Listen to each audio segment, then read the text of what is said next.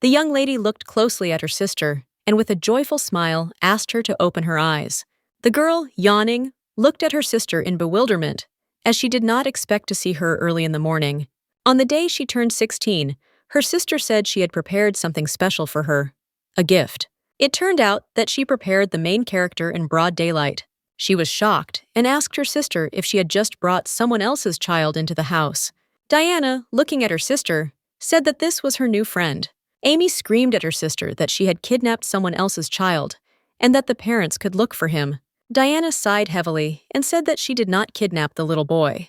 She reported that she found the young man alone in the forest, unconscious. She looked at the young man with a tender smile and said that he didn't remember anything at all. She looked at her sister and asked with a smile why they didn't take care of him until they found his parents. Diana smiled and told her sister to say hello to the baby as he would be living in their house. If her guess is correct, then this is a scene from a romance novel she read in a past life. She knew that this child was actually an adult, the main character, and he was cursed. It turned him into a child, a curse that was only given to members of the imperial family who possessed magic. He was the son of Archduke Rhinochus of Iberia. Amy was in shock, wondering how badly he wanted to escape from the duchy that he fell into the hands of her sister. She looked at the young man closely and asked him what he thought of the name Knox. She said that her sister found him at night in the forest, and his name meant night. Diana looked at the young man with a joyful smile and said that it was a very good name. She looked at him intently and asked what he thought about it. The young man bowed his head in embarrassment because he did not know what to answer. Diana said with a happy smile that she liked the name, and from now on she would call him that way. Diana looked at her sister and said with a smile that she had prepared food, so they should go to the table. A moment later she left the young people alone. Amy sighed heavily and looked intently at the young man. In the novel, her sister Diana gave a name to a boy who had lost his memory. The first time someone gave him a name, to a man who grew up in cruelty and misunderstanding. She fell in love with him sincerely after the prince's men killed her. The young man's memory returned, and he was determined to take revenge.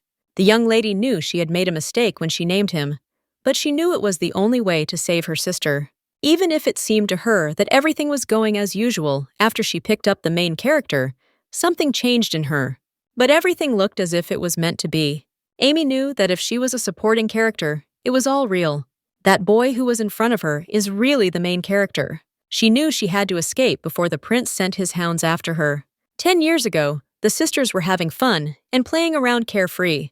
Amy looked at her sister sharply and told her to be quiet in the living room. Diana looked at her sister happily and said that she knew about it. She was just very happy when she saw her sister. Amy asked her sister if she should be at the palace today. Diana said that she was not officially a knight yet.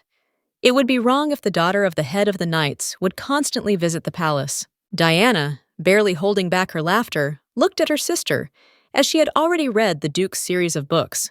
Amy asked about necklaces that use mana for teleportation, and also, what about flying carriages? Diana smiled and said that there were regular carriages, but she didn't know what flying ones were for. She understood that this place was radically different from the one where she lived in her past life. A moment later, Diana said with a smile that she would have to tell this brilliant idea, Professor.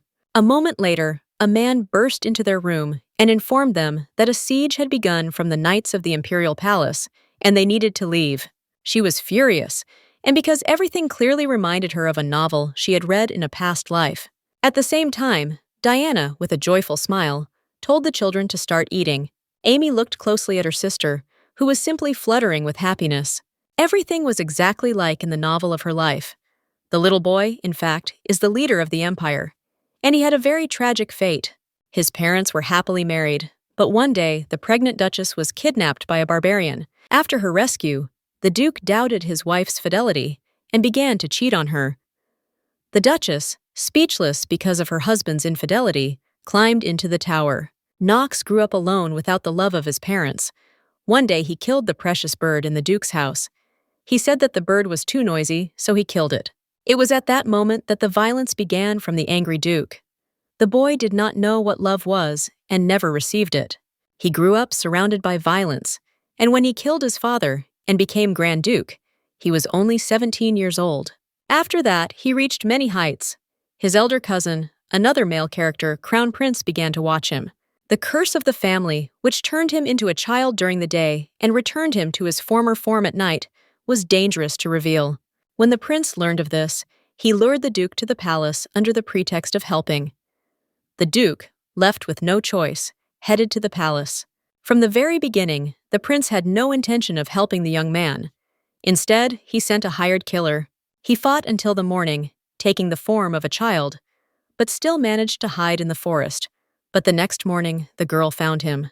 Diana reached out tenderly to the young man, but he pushed her away. She looked at him intently, and he flinched. The boy hid behind the young lady and said that he didn't like Diana. Knox told Diana not to get close to him. Diana smiled and said that she really liked him.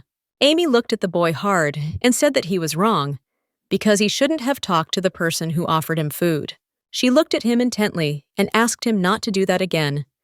He sighed heavily and nodded in agreement. Amy smiled at the young boy and told him to sit down and eat. Diana looked at them with a joyful smile as they behaved very sweetly. Moments later, Amy began feeding the young man. Diana froze for a moment, and after a few seconds, she shouted that it was very sweet. Diana screamed about her sister, that the boy seemed to think of her as his mother. Amy was shocked, but knew she had to feed him. She knew that it would be very good if the novel was about the love between the older sister and the main character. But in the novel, after her sister died at the behest of the prince, Knox met the main character and took revenge on the prince, and later began to live happily with her. Amy understood that it was impossible to say with certainty that everything would happen exactly like this. She hoped that it was just a coincidence and that it was an accident. Sometime later, the young lady checked whether her sister was sleeping or not. She quietly crawled out of the room and abruptly closed the door. Her sister always kept a close eye on her and told her several times not to wander around at night. So today, she slipped some alcohol into her sister's food. She was very ashamed, and she couldn't even imagine how she could do something like that. But she had no other choice. Amy wanted to make sure if it was true that she was living in a novel, or if it was all her imagination. She slowly walked into the room where the little boy was. But she froze in shock when she saw a young, attractive guy. Amy froze in embarrassment, because she knew that such a question, but it couldn't be. She remembered the scripture of the novel and froze in shock, because she did not understand why such a dry description was for such a handsome man. She clearly saw his beautiful long and thick eyelashes. She didn't know that he was so beautiful. But now that she was sure of Tom, she had no reason to look at him. She turned around to leave, but suddenly the young man grabbed her hand and pulled her towards him. He looked at her intently and asked who she was. Amy froze in place from the slag. Taken aback, she said, trembling, that she was the landlady. He looked at her in bewilderment. But a moment later, she said that since she had answered his question, he must get off her. For some time they sat and looked at each other. He looked at her with fury and asked if she had really dragged him into the house. She hesitated and didn't know what to answer. She understood that if he had woken up at night before, he would have made a noise, but it was quiet at night, which meant it was the first time. He sighed heavily, and the young lady, in turn, asked if he really didn't remember anything. She said that he was fast asleep, so she decided to check on him, but found that he was unconscious in the forest. He looked at her intently, asked where they were now. He asked her for details, but she could not answer a single one. A moment later, she said that everything seemed confusing now, but if he rested, they would talk next time, calling his name. He looked at her closely and said that she should not lie to him, since he did not remember anything, but he knew that it was not his name. Amy said that she was the one who called him that. He looked at her in bewilderment, because he thought it was complete nonsense. She sighed heavily and said that he looked like a little child all day long. He couldn't believe it. Amy said that when he was a child, he would run after her like a little tail, eat rice, and eat tomatoes with a fork. She sighed heavily and, looking at the young man, said that he should understand her. The young lady was puzzled and wanted someone to help her, but he couldn't take it anymore and slammed into the wall behind her with rage. She was in shock. He looked at her intently and said that he had to check everything personally. She was taken aback, as she did not understand what he was going to check. He said he wanted to check if he really was turning into a child. He looked at her intently, moving closer, and said that if she was sure of her words, then she should stay alone until the morning. He looked at her closely and said that he wanted to make sure that she was not lying to him. Looking at the young lady, He said that he needed proof and nothing more. He sighed heavily and said coldly that morning would come soon. She was in shock because she knew that her sister would wake up soon. She said she needed to go back to her room, but he sat her down and asked where she was going. He looked at her with a smirk and asked if he hadn't told her that until he got proof she wouldn't go anywhere. It was in shock, as it had been caught in an unsuccessful escape. He sat down next to the young lady and said that she had better not think about running away. She was embarrassed, so she timidly asked if he could move away from her a little. He looked at her irritably and asked if it was she who had said earlier that when he was a child they were always together. He looked at her intently and asked if she had turned away because she was ashamed to look him in the eye. A moment later she told him her name, and he thought about it as she led him into the house. Amy said, with a smile, that she took good care of him. After a few seconds, she asked for forgiveness because she had talked a lot. The young man sighed heavily, but did not answer her. A moment later, he leaned on her shoulder. She froze for a moment and flinched. A few seconds later, the young lady called him out in alarm. She was shocked because he had suddenly fallen asleep. He looked at her intently and asked where she was going. Amy screamed and asked if he hadn't been sleeping. In the morning, Diana called everyone to the table. With a smile, she told her sister that they had found her in bed, but it seemed that she really liked the young man. Amy was taken aback, did not understand what sister was talking about. Diana smiled and asked her sister if she really snuck into the room to sleep with the boy. Diana smiled and said that she was actually worried that he would sleep alone, but she was glad that sister kept an eye on him. She smiled and told her sister that they would sleep together today. Amy was shocked. Diana smiled and told her sister that she shouldn't be embarrassed and also invited her to breakfast. Amy was puzzled because everything was not like that. After some events, dangerous cohabitation began, but a problem arose. A few days ago, a young man began to follow a young lady. She walked and slowly went about her business, but at the same time he followed her. Amy was puzzled because she didn't understand why he kept following her. She looked closely at the young man and told him not to follow her around, but to sit down and rest. He looked at her with tears in his eyes and told her not to go. Amy was taken aback and worried, asked if something was wrong. He cried and said that it was his fault, and also asked for forgiveness. The young lady knew that her sister would grumble if she noticed the boy crying.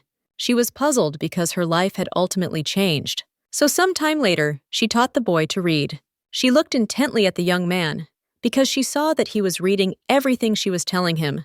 After a long read, she looked at him in surprise. Amy told the boy that both words had the same pronunciation, but her name had nothing to do with the stars. Diana smiled and said that her sister's name meant beloved child. Diana said, with a smile, that her parents had worked hard for a long time to bring her sister into the world. Amy sighed and told her sister to go away. Diana hugged her sister with a happy smile and said that she wanted everyone to know that she was their favorite. A moment later, Diana looked at the boy with a smile and told him to hug her tighter. Amy looked at her sister closely because she didn't suspect anything, but now she was in great danger. The innocent baby turned into a daring young man at night. He looked at her intently and asked why she sat so far away and asked her to move closer. Knox looked at her sharply and told her not to make him repeat himself several times. She shuddered, but still agreed to do as he ordered. A moment later, the young lady looked at him intently and spoke timidly. She asked if he wanted to get dressed first and then they could talk. He sighed heavily and said that she didn't have any clothes for him anyway. She was taken aback and said that it was all true. She was in shock because she couldn't look at him calmly. It was hard for her to concentrate because he was so handsome in this form. He looked at her coldly and said that in that case she should close her eyes. She said that she didn't want to do that. Knox sighed heavily and said that he had been watching her for several days and thought she was telling the truth. He said that she should tell him if she knew anything about him. Amy said that she had already told him everything. He couldn't understand her motives and asked why she had dragged him into the house, and he was also interested in his behavior during the day. She said she just found him in the woods and brought him into the house, and her sister said he miraculously survived there alone. He asked in surprise if she really didn't live alone. Amy said, with a smile, that she lived with her sister. He said that she should tell everything in great detail. Amy said, with a smile, that during the day, he behaves like a normal child. She said that he liked to follow her around like a little tail. She washed him in the mornings and fed him with her spoons. And he was also a slob, and rice always stuck to his cheeks, and she wiped his face. Amy said, with a smile, that she was proud that he had started reading well lately. When he was in a good mood, he would start singing funny songs. He looked at her coldly and didn't answer. She smiled and said that he was not often in a good mood. It seemed to her that she had relaxed and said too much. Amy said that when she found him, he had one scratch on him, and most likely he got caught on some branch. He asked if she knew why he was turning. Amy said she wasn't sure, and it was probably some kind of curse. He looked at her in surprise, as he didn't know magic existed. She said it was something like magic, but not magic itself. She said that, unfortunately, she had never seen magic before. A moment later, the young lady heard her sister calling her and was taken aback, but answered her. Diana asked her sister with a smile if she was asleep. Standing outside the door, she asked her sister if she was disturbing the young man there. Amy said that she had just finished reading him a story and he had fallen asleep. Amy gestured to the young man to be quiet, but at the same time told her sister to be quiet. Diana said she just thought she heard the conversation, but she still asked her sister to go to bed. A moment later, the young man looked at her menacingly and asked what it was. She was taken aback and asked for forgiveness. Amy said that she wanted to keep his transformation a secret. He was surprised and didn't understand why. Amy said that if sister found out about this, she would kick him out, and when he was an adult, it was not difficult for him to survive. But during the day, he turned into a child, and this is dangerous. He asked in surprise if she really wanted him to support her lie. She sighed heavily and said that it was so. Knox sighed heavily and said that he couldn't refuse such an offer, but he still asked if she could handle it. She looked at him in bewilderment, but he said that she would have to share a room with him. The young lady was embarrassed. She asked why he didn't sleep in the closet. While sister slept, Knox asked if she knew when sister slept. Diana looked at her sister and asked if something was wrong. Amy said that nothing was wrong. She was perfectly fine. Diana asked her sister in bewilderment why she was holding the book upside down. The lady was shocked. She said sheepishly that she had accidentally turned it over and that it happens to everyone. A moment later, Diana said that she went to an abandoned house and picked some medicinal herbs there. But there she saw a magic formula today. Knox looked closely at the young lady and said that she looked tired, so she should rest. Looking at the girl, he asked if she had any pain anywhere. She smiled and said that it was not so. He sighed heavily and said that she should let him know if she felt bad, because he was used to pain, so he couldn't watch it suffer. She asked in surprise what it meant that he was used to pain. He said that he didn't know, but he was just used to it. She looked at him, taken aback, because she didn't know what to say. She hugged them with a smile and told the young man that he would not be in pain anymore, because they were all together now and would live happily. Diana looked closely at the young people and said that they would always be happy. Amy smiled and said that it would be so, but she in turn was puzzled. Since the child did not remember anything about himself, but said that he had become accustomed to pain, she understood that his ordeal never ended. Knox asked the young lady if they had any books on magic. She said that of course they didn't, because they were very expensive. He sighed heavily and said that he would like to look up something about his curse. She asked in surprise if he really thought it was a curse. He said that he assumed it was. Knox said that, as she had said earlier, everything that happened to him could only be explained by magic. She knew that the curse would break when he met the main character, but she didn't understand what to do now. She remembered how sister told her about an abandoned house on the outskirts, because that was where she saw the magical seals. A moment later, the young lady screamed. He was taken aback, as he had not expected her to stand up so abruptly.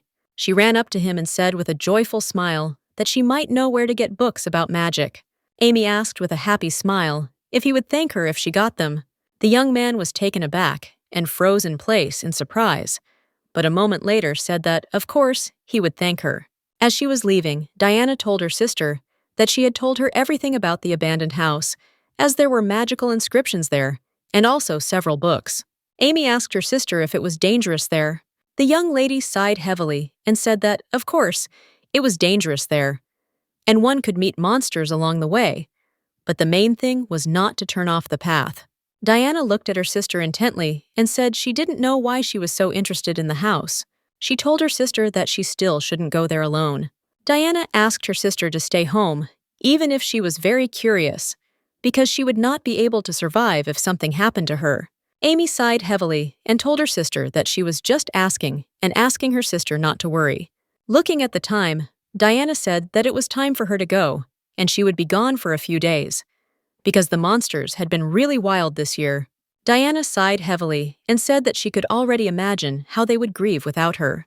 She hugged the young man with a joyful smile and told him not to worry, because she would be back soon. As she left, she said with a joyful smile that she would be back soon. A moment later, the young lady looked at her companion and said that they could go read. They sat quietly for a while and read books. Knox froze for a moment when he read the word home. Amy explained every word to him with a smile. She looked at him closely and said that she thought he used to live in a big house, because he looked like a nobleman. She said with a smile that he was a very handsome and quite smart boy, and in the future he should become an influential person. She smiled and said that one day he would return to his real home, where his family was waiting for him. A moment later, the young man shouted that he didn't want this. In a fit of anger, he accidentally dropped the plate of cookies and it broke. The young lady screamed and called him. She was shocked because he was hurt, but he said that it didn't hurt. Sometime later, she treated him early. Amy looked at the boy and told him not to lie like that, as she knew he was in pain. Amy asked him to stop keeping everything inside. Amy looked at him worriedly and asked if she would be hurt and if he would feel sorry for her. She said that sometimes people tend to worry about their relatives, to worry about a loved one when he is having a hard time, when he is lonely and sad. She understood that these feelings are alien to him. There was no one next to him to explain such simple truths to him, so his gaze was empty. She looked at him closely and wondered how much pain he had been through. Amy looked at the boy and told him to listen to her. She said that if it hurts him, then it hurts her too. As she left, she said that he shouldn't worry, as she would quickly clean everything up. Knox looked after the young lady with surprise and intentness. She came back into the room and told him not to take off the bandage. She said that she would straighten his bandage right away. Coming closer to him, she asked him to give her his hand, but he pulled his hand away and said that she did not need to do that. He looked away from her and said that it didn't hurt. Amy glared at him, knowing that whether he was a child or an adult, he was an insufferable, stubborn man. She said that even if it was just a scratch, if it wasn't treated, it could become much more serious. She said that it was better to take care of everything in advance so that there would be no problems later. Amy smiled and said that she knew where the books on magic were, but she didn't think they would say anything about his curse. He asked in surprise if she really wanted to take him out of the room. She smiled and said that it was just like that, because her sister would be gone for a few days. She said with a smile that she thought he was bored sitting in his room, so she wanted to show him the house.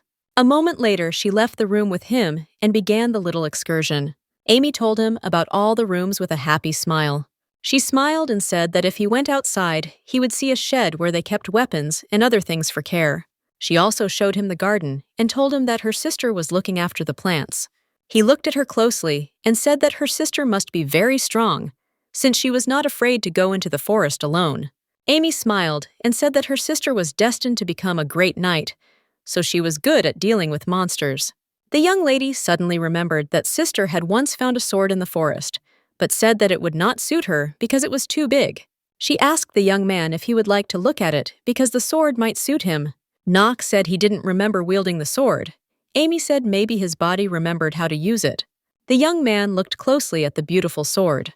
A moment later, he swung his sword and cut through the air. Amy said in surprise that he was doing quite well.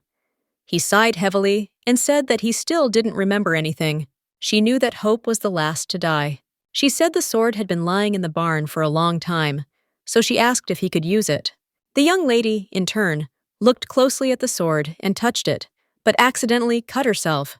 He looked at her in surprise and asked if it wasn't just a scratch. She was in shock and screamed that the scratch hurt a lot, and since she was a living person, it hurts her. Knox looked at her in confusion and asked why she was looking at him like that. She said that he should let her know if his cut hurt. With tears in her eyes, the young lady looked at him and said that she could not stop the bleeding and did not understand what to do. The young man sighed heavily. She closed her eyes because she felt a lot of pain. A moment later, he grabbed her hand and pulled her towards him. Amy froze with confusion on her face. After a few seconds, he began to lick her wound. She was in shock and did not understand what he was doing. Knox asked if she could keep quiet for a moment, since her choreacs were giving him a headache. She was taken aback and froze in embarrassment, as she did not know what to say. A moment later, she pulled away from him and said that they had to discuss the Book of Magic. They needed to get to it quickly. A moment later, she told him everything she knew and also asked if he would come into the house. She said that it was not very wise to go there late at night, because there were many monsters there, and it would be better for them to go during the day. She asked if it would be better if they went together. He asked, puzzled, why she should take the risk. Amy said that she was very worried about him, because during the day, he turned into a child. She looked at him intently and asked who in their right mind would let a child go into the forest alone. He sighed heavily and said that they had no other choice and that they had to go at night. She thought that it was still too dangerous to go anywhere at night. He looked at her intently and asked whether she would go with him or not. She sighed heavily and said that when people ask for something, they say a magic word, and if he says it, she will think. He asked in confusion what word she was talking about. She smiled and said that he should say please. The young man frowned and looked at her intently.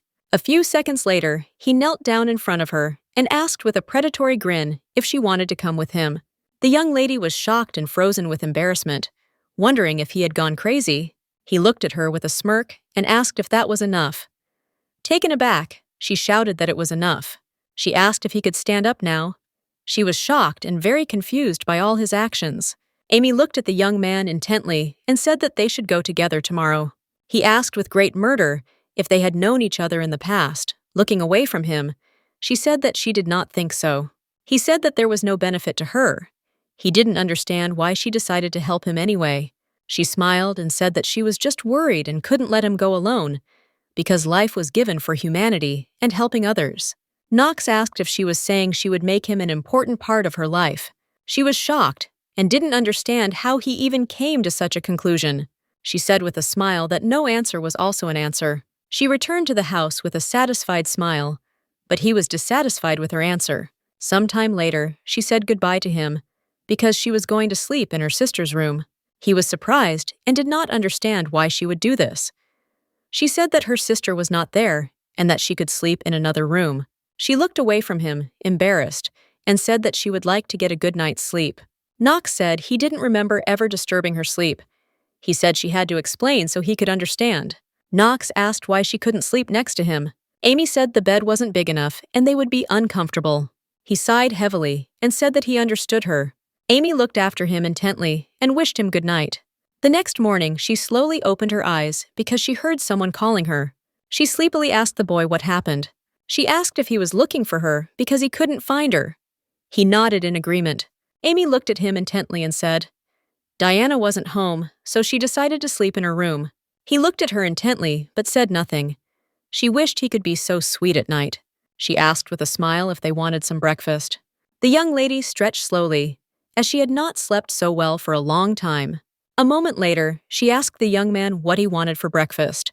He said she could do anything she wanted. A moment later, the boy tugged at her clothes and asked her not to leave him. Amy looked at the young man intently and said that she would not leave him. But in turn, she said with a smile that perhaps there was a house where he was expected. He sighed heavily and said that it was so. She smiled and said that one day he would remember everything and something would change.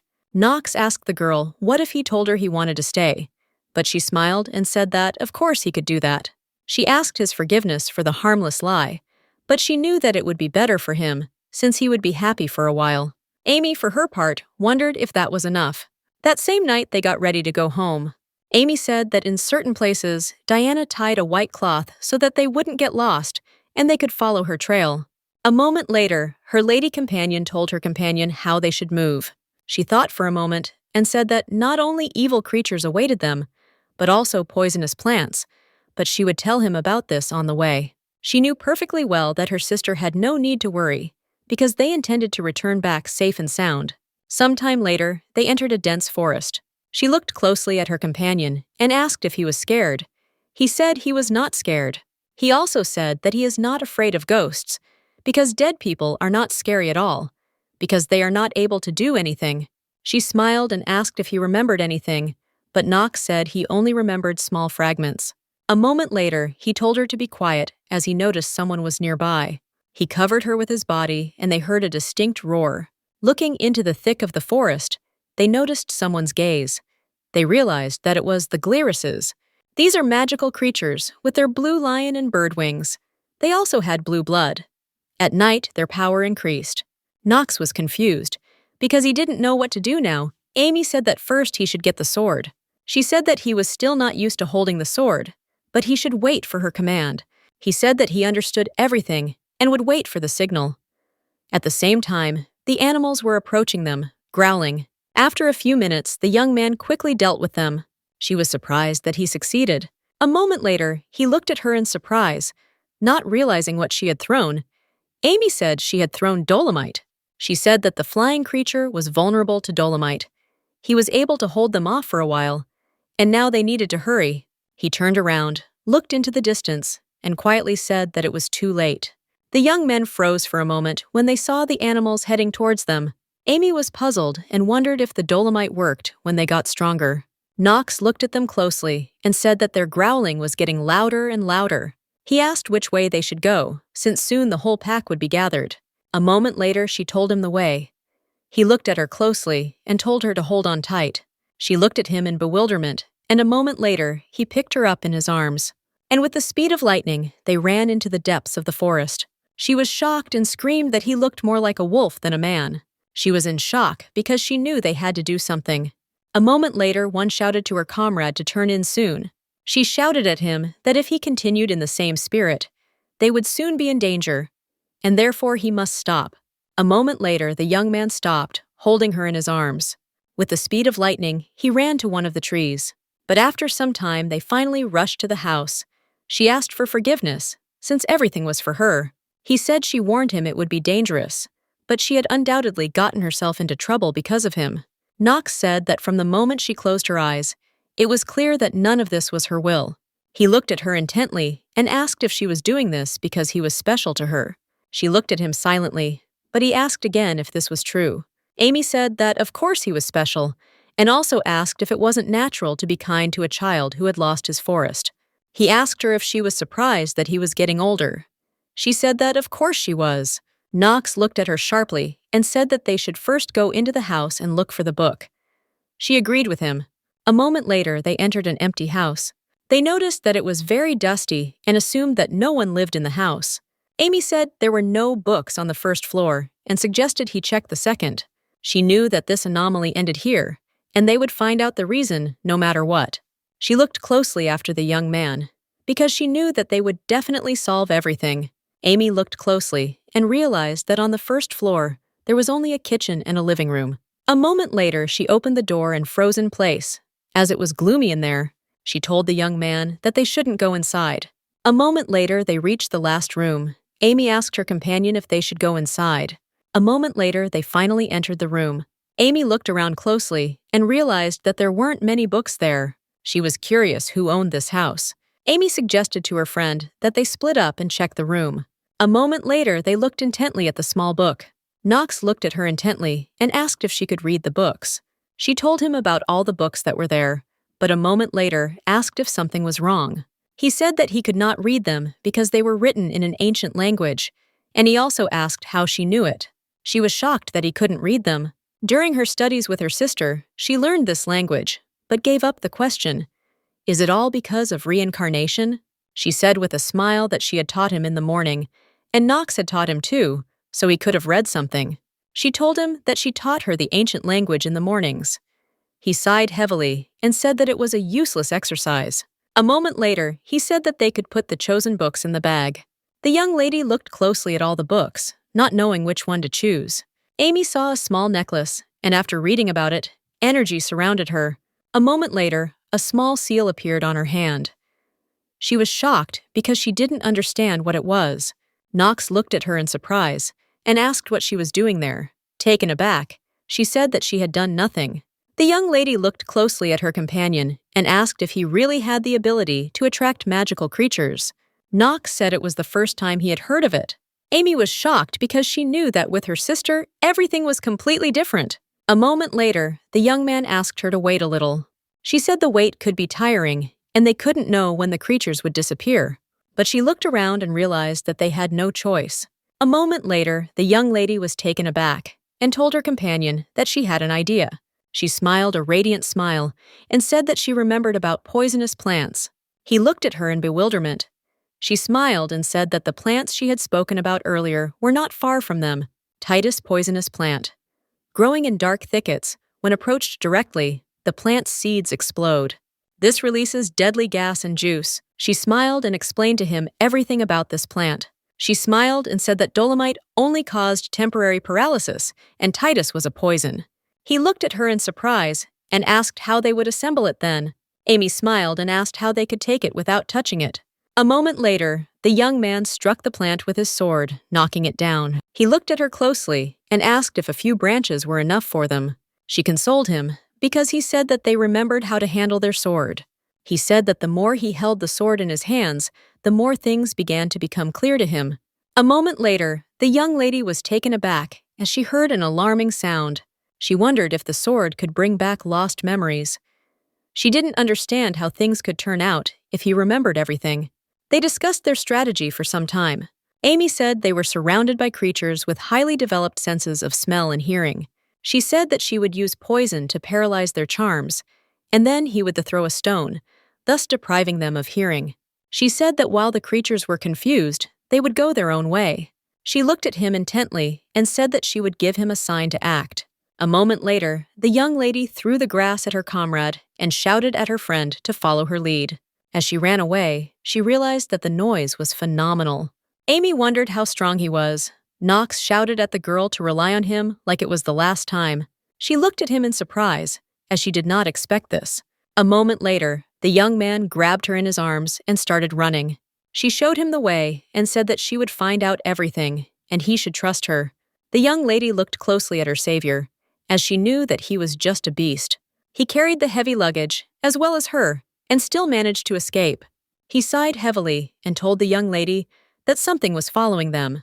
She looked into the distance in bewilderment, as she wanted to know what was following them. But a moment later she was taken aback as she saw one creature growling and running towards them. She screamed, and meanwhile he fought with the beast. But after a few minutes, his sword slipped from his hands.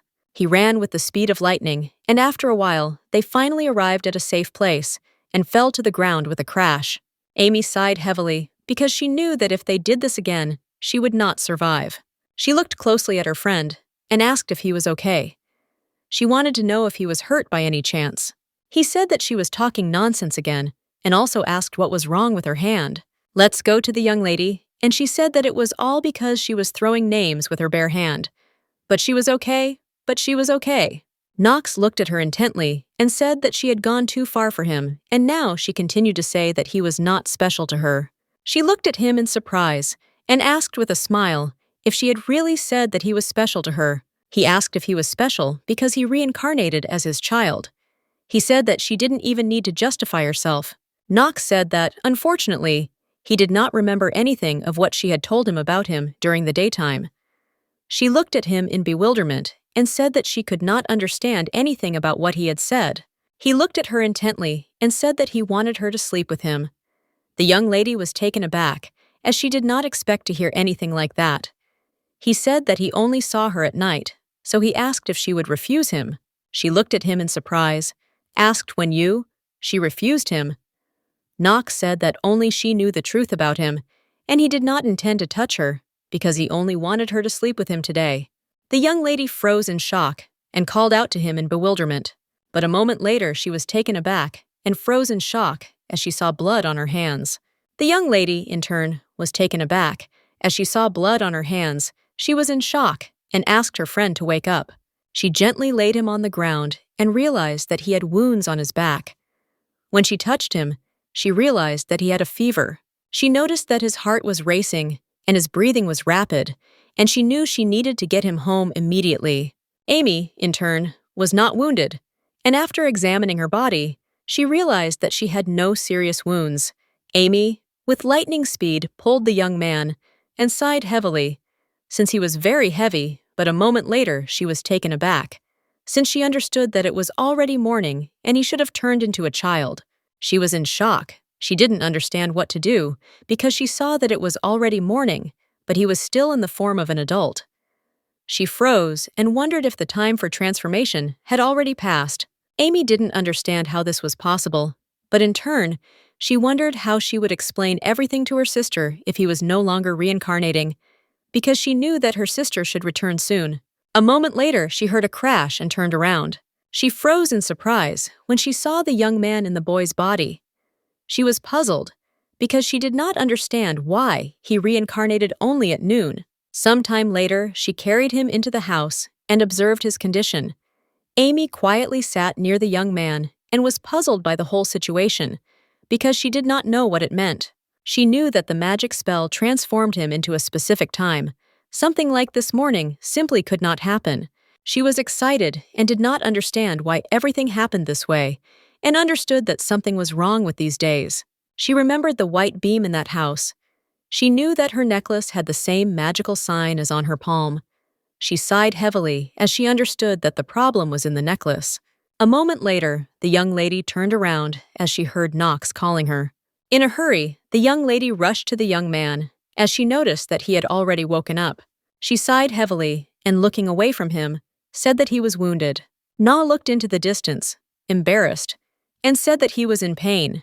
Amy looked at the boy sadly and said that he should take his medicine and stay in bed today. She asked if he had pain anywhere else besides his back and arm. He didn't answer her. She sighed heavily because she knew that, looking at a young man, both an adult and a youth, it was difficult for her to understand them. A moment later, she pulled away from him as she wanted to get him something to eat. Knox caught her by the clothes and asked where she was going. She said she would change the towel and get him something to eat, so he should wait. Amy looked at the young man intently and asked if she could leave. Knox said that he did not want her to go anywhere. She sighed heavily, as she had previously asked him not to look at her with puppy dog eyes. She smiled and said that she had no choice, and also asked if he wanted to come down with her. She took him in her arms with a smile. Amy looked at the boy closely and said that in order for him to recover faster, he should not move. He sighed heavily and said that it would be great if he was sick all the time. She looked at him in bewilderment, as she did not understand why his friend would say something like that. He looked at her with a gentle smile and said that on such days she was always there for him. He smiled and asked if she would stay with him forever. The young lady was taken aback and said that of course she would stay with him. She was ashamed to say such a thing, as she knew she could not do it. Of course, she couldn't tell him the truth, but she still continued to care for him. Knox looked at her in surprise and asked her worriedly if she was hurt. She smiled shyly and said that she was a little hurt because she was out walking yesterday, but she was fine. Amy looked at the boy with a gentle smile and asked him not to worry. She smiled and said that she went out because she had something to do, but that it wouldn't happen again. He looked at her in bewilderment and asked what she needed to do. Amy looked at the boy and said that she was still quite worried about his wounds, and it would be great if he was not wounded. Knox shouted that she must not hit herself anywhere, and if she was hurt, he would bear the pain in her place. Knox said that neither of them would be hurt. She smiled and said that if he had eaten enough, they could go back to bed and she would sleep next to him. Knox asked if he was going to sleep now, so he could stay awake at night. She looked at him in bewilderment. He said that he didn't want to sleep because he wanted to be with her at night. She smiled and said that she needed to do something at night. Knox looked at her closely and asked what she needed to do, and he also wanted to know if she was going to meet someone at night. The young lady was taken aback, not knowing what to answer. He looked at her intently and asked who the man she was dating was.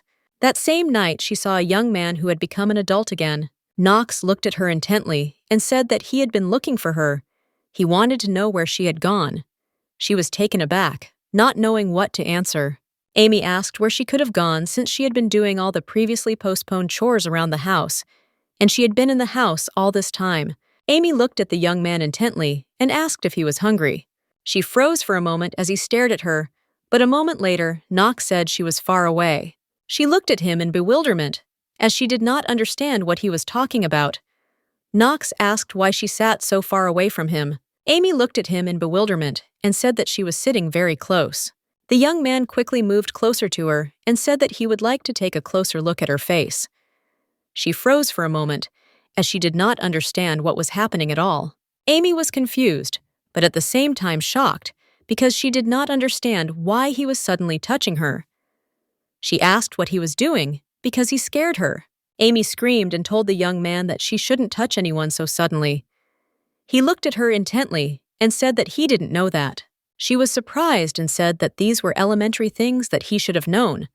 Knox said that he didn't remember anything, and she must have forgotten about it. Amy looked at the young man closely and asked if he had a fever again. He looked her straight in the eye and said that he was not sick at all. The young lady said that if he wants to take a person by the hand, he must first ask permission, because that is the basis. He looked at her intently and said that he didn't know that either. Knox said with a slight smirk that he hoped that she would teach him everything in the future. He also wondered why she, having picked up a child, was not prepared for something like this. The young lady, in turn, froze for a moment. A moment later, she screamed that she had no idea the child would turn into a half-naked man. He looked at her with a grin and said that she should have gotten used to this by now. The young lady, in turn, froze in shock, as she could not say anything to him. A moment later, she screamed and said that it was time for him to take his medicine, so she would go and get it. Knox said that this was not necessary, and he would accompany her. She was taken aback, as she did not understand what was being discussed. A moment later, the young man lifted her into his arms. Amy was in shock and did not understand why a sick man was carrying another. She screamed for him to let her go immediately. Knox, looking at the young lady, in all seriousness, said that the more she twitched, the more pain it was for him. She looked at him closely and said with a nervous smile that he himself had recently said that he was not sick. He sighed heavily and said that this happens, and he just felt a little unwell. Amy was in shock, wondering if she was really supposed to believe this now. She was confused, not understanding what was wrong with him at all. Amy glanced sideways at her companion and asked if the soup would suit him.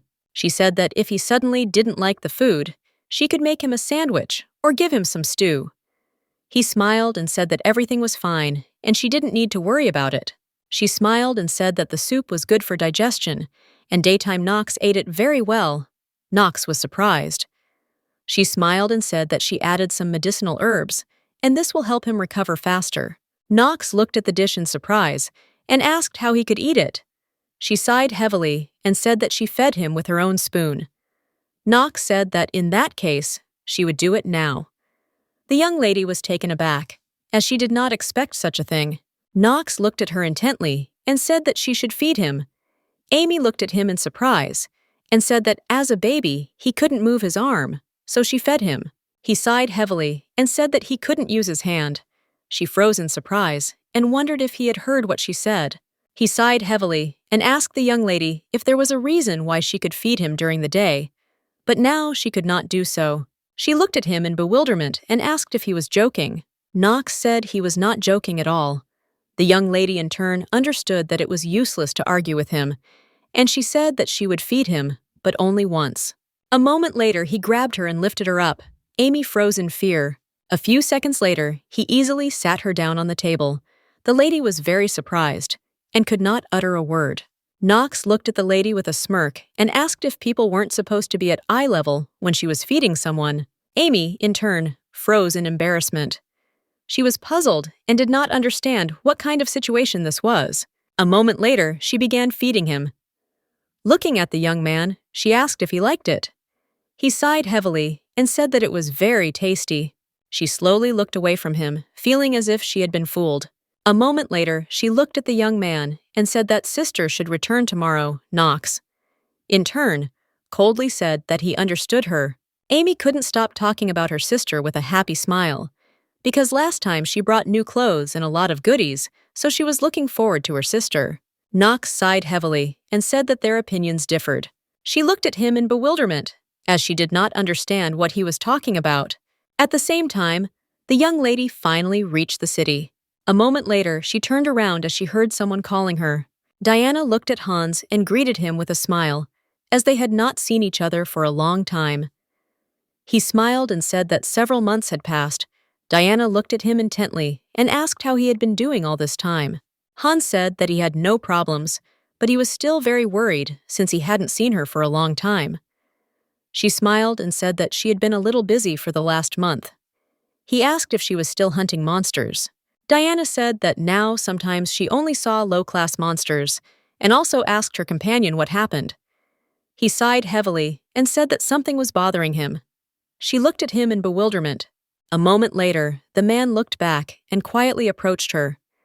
He said that recently there had been rumors that corpses of several dozen people were appearing nearby, and they said that mercenaries were looking for a way to make money here. Hans said that there was a squad of knights hanging around here. She looked at him in surprise, as she did not expect this. He said that it was so, but the strangest thing was that they hid their identities, and they were not going to draw their swords. He said that she should know about the dragon emblem, because it was the symbol of the imperial family, and he clearly saw a red medal with a dragon on it. Hans said that it seemed to be a punitive detachment of the large monsters that had recently appeared nearby, and it was said before that even the emperor himself had taken part in it. But if that was the case, then the situation with the monsters would change completely. Diana thought for a moment and said that it was most likely so. The man told his friend that, unfortunately, no one knew when the punitive operation would begin, so she had to be careful. He looked at her intently and said that if anything went wrong, it would be better for her to hide in the village. A moment later, he handed her some medicinal herbs that he had collected. Diana thanked him. She thought for a moment about what he said. The red dragon medallion could only be used by the imperial family. Those who had such a medal were members of the imperial family or people of high standing, those who carried out quests. She knew that the medals were distinguished by their color. If it was gold, it was the emperor. If it was green, the empress. And if it was red, the crown prince. She understood that if the imperial order was nearby, then something had happened. A moment later, the young man was taken aback and looked into the distance in surprise, as he saw a small house. At the same time, the young lady sat quietly over her books. Before giving Knox this book, she decided to check the contents herself, but unfortunately, she did not understand anything. Even though she could read, she didn't remember the academic style. And it was like a different language to her. All spells began with a prayer. Its use and removal, its beginning and end, all began with a prayer. She only read the introduction, and the information in it was like one of the pages of a reference book. She sighed heavily because she wanted to look at the pictures. A moment later, she looked at the small image in surprise, as she saw a drawing of the necklace she had found earlier in the abandoned house, Matari, an ancient spell that had not yet been fully studied. She was puzzled because there was no precise description. She saw that there was only one sentence. Amy was a little confused and upset, as there was no information about that strange phenomenon in the book. She wondered if the book had anything to do with her friend's magic. A moment later, Knox walked up to the young lady and asked what she was staring at. Amy smiled and asked if the clothes fit him. He sighed heavily and said that everything fit him. A moment later, the young lady said that she would like to talk to him about the book, as she had not been able to read it. He looked at her in bewilderment. She sighed heavily and said that, unfortunately, she could not understand the content. She said that she could read it out loud and he would listen. She said that what she didn't understand, perhaps he could understand. Knox sighed heavily and said that he wasn't sure. She knew very well that his knowledge was greater than hers, for he was a great duke, and she was only a country bumpkin. After reading, she looked at him intently and asked if he understood anything. Knox sighed heavily and said that, as he had suspected, he understood nothing. She sighed heavily, hoping that they could get a clue. Amy looked puzzled and said that it would be nice if she understood what it said. Knox looked at her sharply and said that he was not accusing her of anything, and it was not her fault at all. She sighed heavily because she wanted to help him, but unfortunately, it was beyond her power. She understood that she had lived a difficult life, but there was no use in it. Knox looked at the young lady intently and stroked her head tenderly. She looked at him in surprise, as she did not expect such a thing. He sighed heavily and, looking at her, said that he should have asked permission first. He looked at her intently and asked if he could touch her head. She looked at him in surprise, then a moment later looked away from him with embarrassment and said that he had already touched her head and still asked for permission. A moment later, he reached out to her again, but she gently pushed him away. After a few seconds, they both turned around and stared at the door. Knox asked worriedly what that sound was. She was taken aback and said that it was coming from the front gate. Knox said that he would go and check everything right away. Amy looked at the young man intently and said that he should hide in the house. If it was some suspicious person, then he would help her. But if he thought that she was alone, then he would certainly show himself. A moment later, the young lady approached the door, and as she wanted to know who was behind the door, but after a few seconds, she was taken aback. Amy froze for a moment in surprise as she saw her sister. Amy was shocked and worried, asked her sister what happened. Diana sighed heavily and said that nothing special happened, she just had to run. Diana looked at her sister and said that she had no time to explain. Her sister must listen to her carefully. She told her to take Knox immediately, and they hid together in the barn. Amy was in shock. She didn't understand what was going on at all. Diana said that she would go right now and look around. Amy looked at her in surprise and asked if someone had really been near the house. Diana looked around and said that she had heard from her comrades that there were invaders in the forest. Amy was taken aback and wondered if this was the Crown Prince's night squad. She knew that, of course, it wasn't certain, but in the book, Knox lived here for about a year. She was excited and did not understand why the detachment appeared so early. She was excited, looked at her sister, and asked if someone was following her. Diana sighed heavily and said that they were mercenaries. A group of mercenaries appeared on the outskirts of the village, and there were clashes in it. She looked at her sister closely and said that, unfortunately, she did not have time to tell all the details, as they had to hide immediately, and then they could talk. The young lady agreed and asked her sister to be careful. Diana smiled and told her sister not to worry because they grew up in a similar area for more than 10 years. Diana smiled and said that people are no scarier than monsters, and she can handle them. She smiled and patted her sister on the head and said with a smile that she would be back soon. Amy looked closely after her sister. A moment later, she called to Knox, who peered out from behind the door. She looked at him excitedly and asked if he had heard what her sister had said, that there were many of them. He sighed heavily and said that it looked like it, and it seemed to him that someone was walking straight towards the house. Knox looked into the distance and said that there were more than 3 of them. Amy looked at her companion with excitement and told him to follow her immediately, as now was not the time to stand still. He looked at her in surprise and asked where they were going. She pushed him with all her might and asked if he hadn't heard what her sister had said, because they were supposed to hide. Knox looked at her in bewilderment and asked why they suddenly had to hide. She looked at him with no less surprise and asked if they were really just going to stand there. He asked if that was really not possible. Amy was furious. She screamed that of course it wasn't right, and besides, he had been poisoned. He said that he was fine and she didn't need to worry. She screamed that she had already told him earlier that he shouldn't underestimate the poison. Amy said that even if everything turns out to be normal now, everything could get worse because, despite the fact that the pain is dulled, it could only get worse. She said that if he moved abruptly, his temperature might rise again. She sighed heavily and asked him to listen to her and go with her. She screamed that his old wound could reopen and the poison would be active. The toxin would enter the blood and cause paralysis, and it would be so strong that the young man could die. A moment later, he grabbed her hand and shouted that he understood everything, and the poison was very dangerous. He always looked at her with skill and asked if she was not worried at all about her sister, because she had gone alone to fight with a large number of enemies. Amy sighed heavily and said that she was very worried, but her sister was strong, so she believed that nothing bad would happen to her. She looked at the young man closely and said that the problem now was him and her, but she said that there was a safe place nearby, so they should go there and hide. He looked at her closely and asked if her sister hadn't spoken of his daytime appearance. He didn't think there was a place where he could hide. The young lady followed and didn't look at him. A moment later, Knox said he thought they were too late. A few seconds later, a group of people appeared in front of them.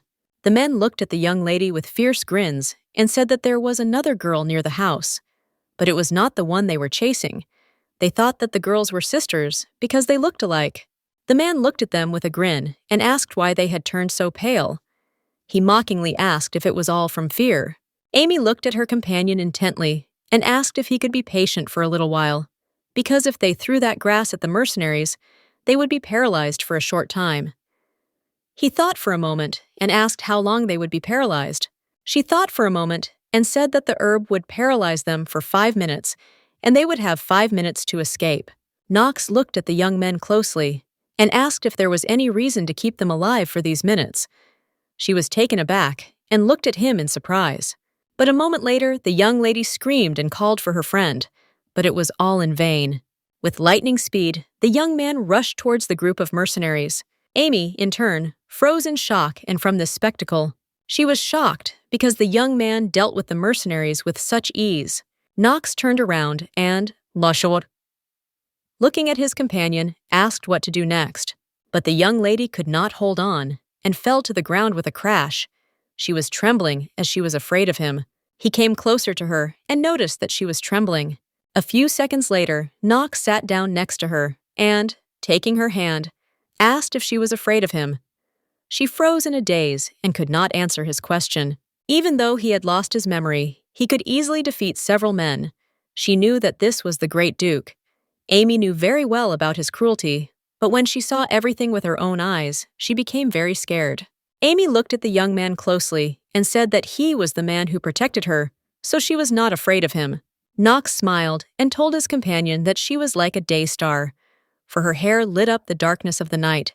It was so beautiful that he could not take his eyes off it. He looked at her tenderly and said that even in the body of a child he missed her. Amy, in turn, froze for a moment in embarrassment. She had a feeling as if her heart would explode at that very moment.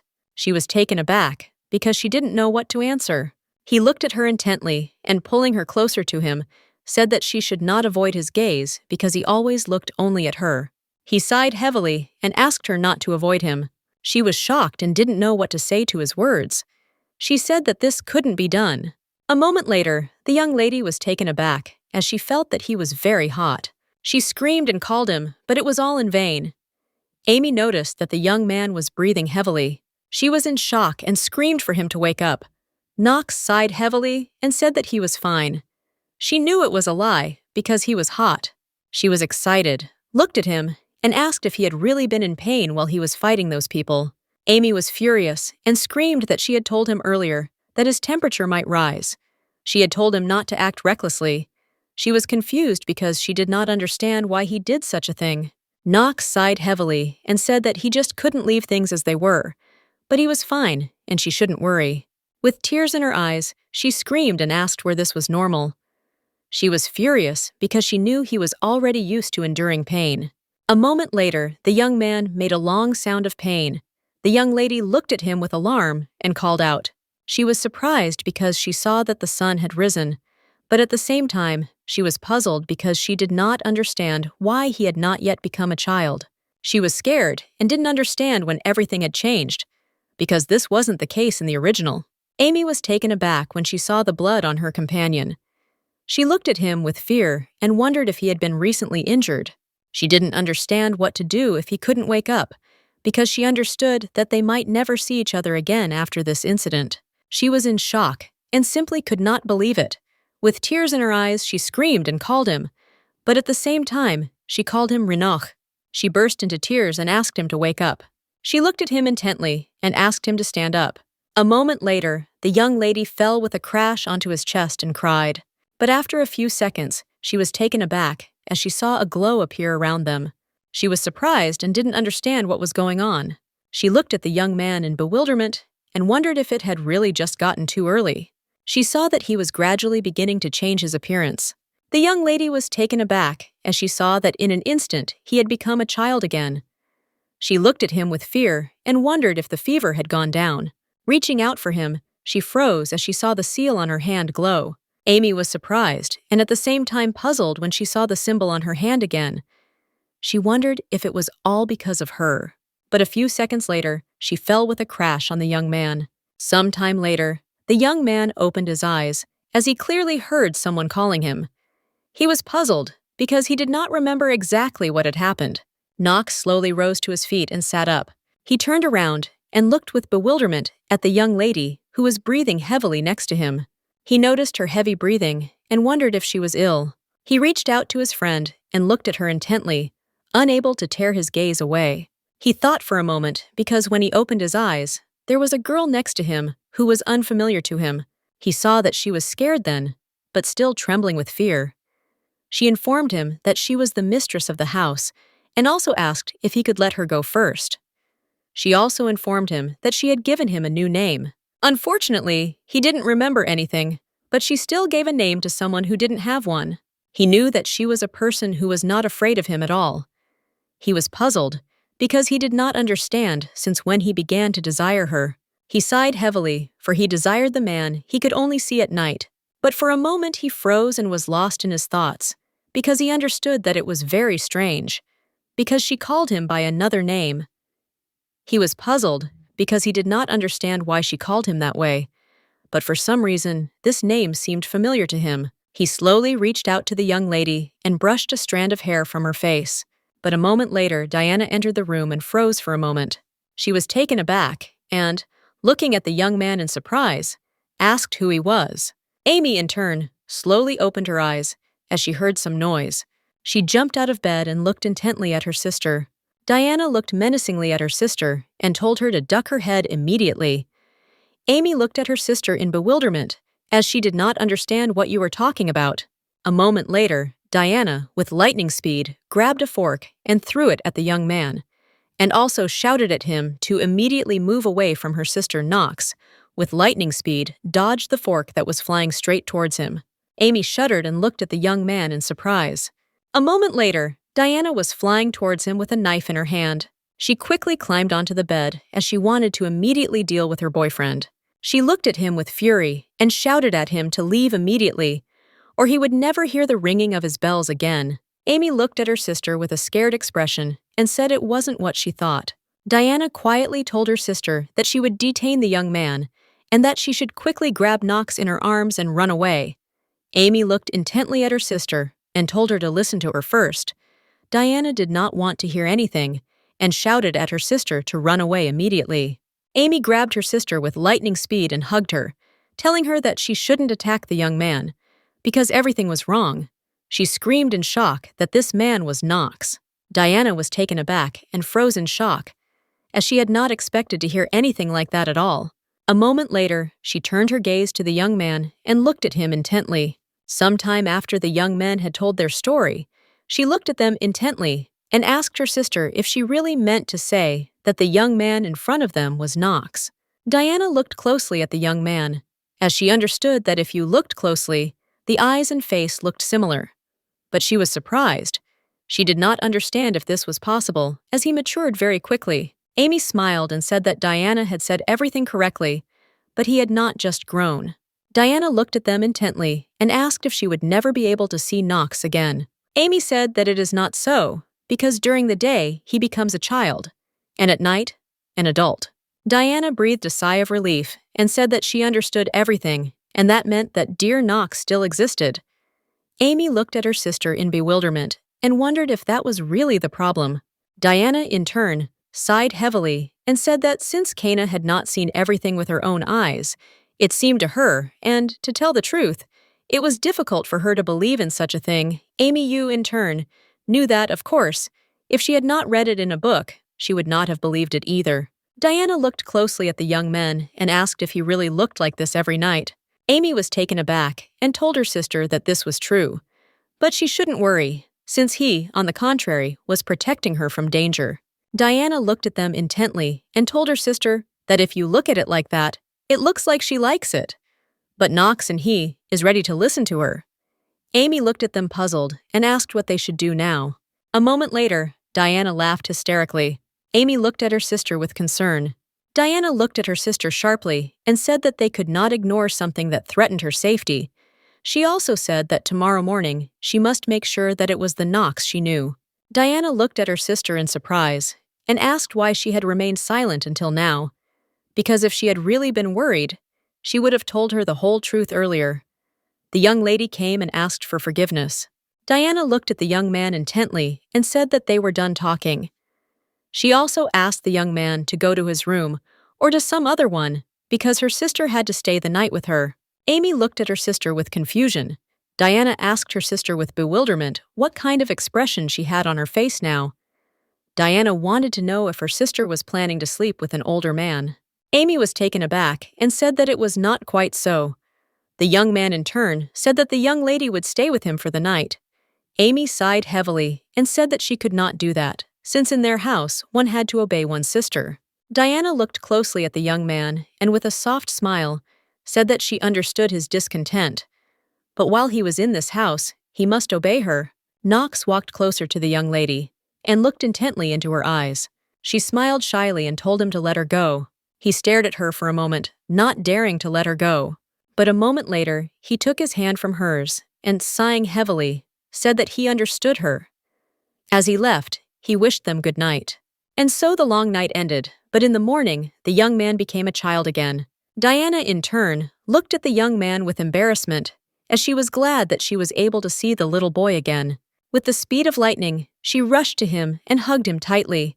Convinced that during the day he became a child, she stopped wanting to throw him out of the house, and everyone remained in their places. Amy was glad that everything ended well and all the troubles were gone, but she was also glad that she no longer had to sleep in a cramped bed with a young man. But a moment later, she sat up, because something still bothered her. She had a strange feeling, and she decided to go and drink some water. But at the same time, she looked closely at her sister, who was fast asleep. A moment later, she slowly rose and sleepily walked into the kitchen.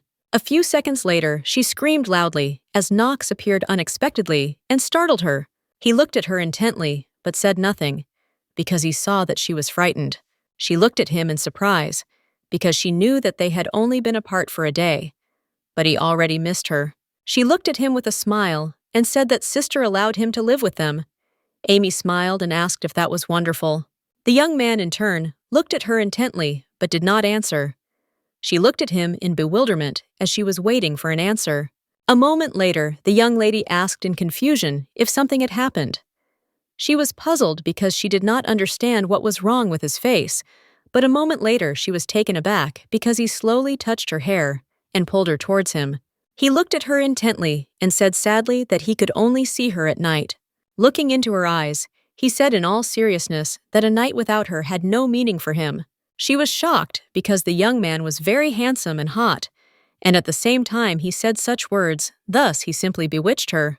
A moment later, she pushed him out of the room and said that if they stood in the room, sister could hear them, so they needed to move to the living room. She said that while sister was sleeping and before they were caught, they could talk.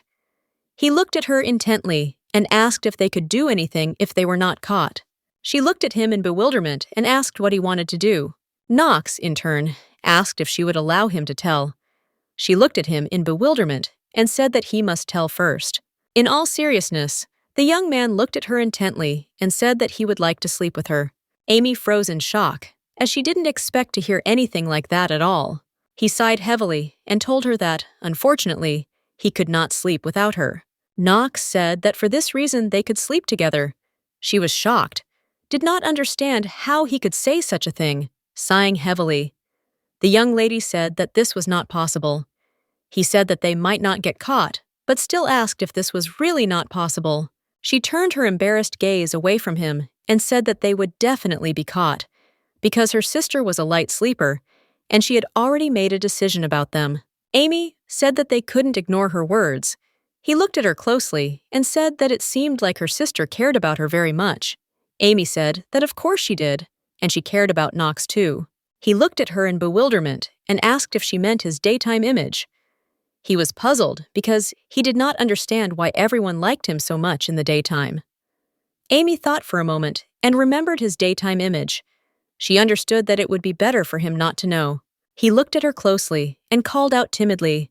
Knox said that he had been waiting for the moment when he could see her again. He slowly took her hand and said that he really wanted them to be together longer. Amy froze for a moment and looked at the young man intently as he spoke ambiguous words to her. He pulled her hand towards his face and asked with a smile if he could at least get permission for that. She stood there, embarrassed, not knowing what to say, but after a few seconds, she timidly shouted that this was not right. He looked at her with bewilderment because he did not understand why he could not do this. She sighed heavily and, covering her face from embarrassment, said that it was all because they could become closer. He looked at her with bewilderment and asked if they did not have a close relationship. Knox asked his companion if she didn't like him. She looked at him confusedly and said that it wasn't so. and that wasn't what she meant. Amy sighed heavily and said that what was lost would return someday, and his memories should return to him soon. And when that happened, everything would change. She knew that when he remembered everything, he would meet the main character and be happy with her. She was very afraid to become too attached to someone who would soon leave her. He looked at her intently and said in all seriousness that he wanted her at any time, be it night or day. Amy was taken aback and froze in shock on the spot, as she did not expect to hear anything like that.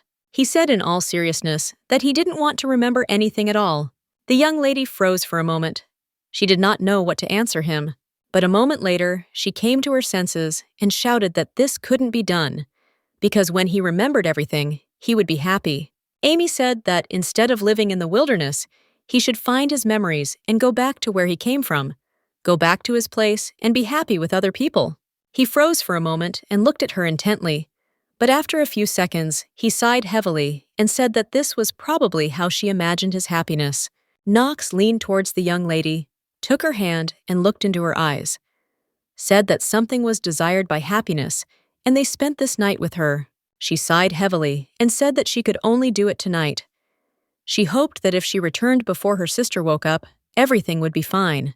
But a moment later, they were taken aback as Diana looked at them intently and asked them furiously what they were doing now. Amy was taken aback because she didn't expect to see her sister. She hesitated because she didn't know what to answer.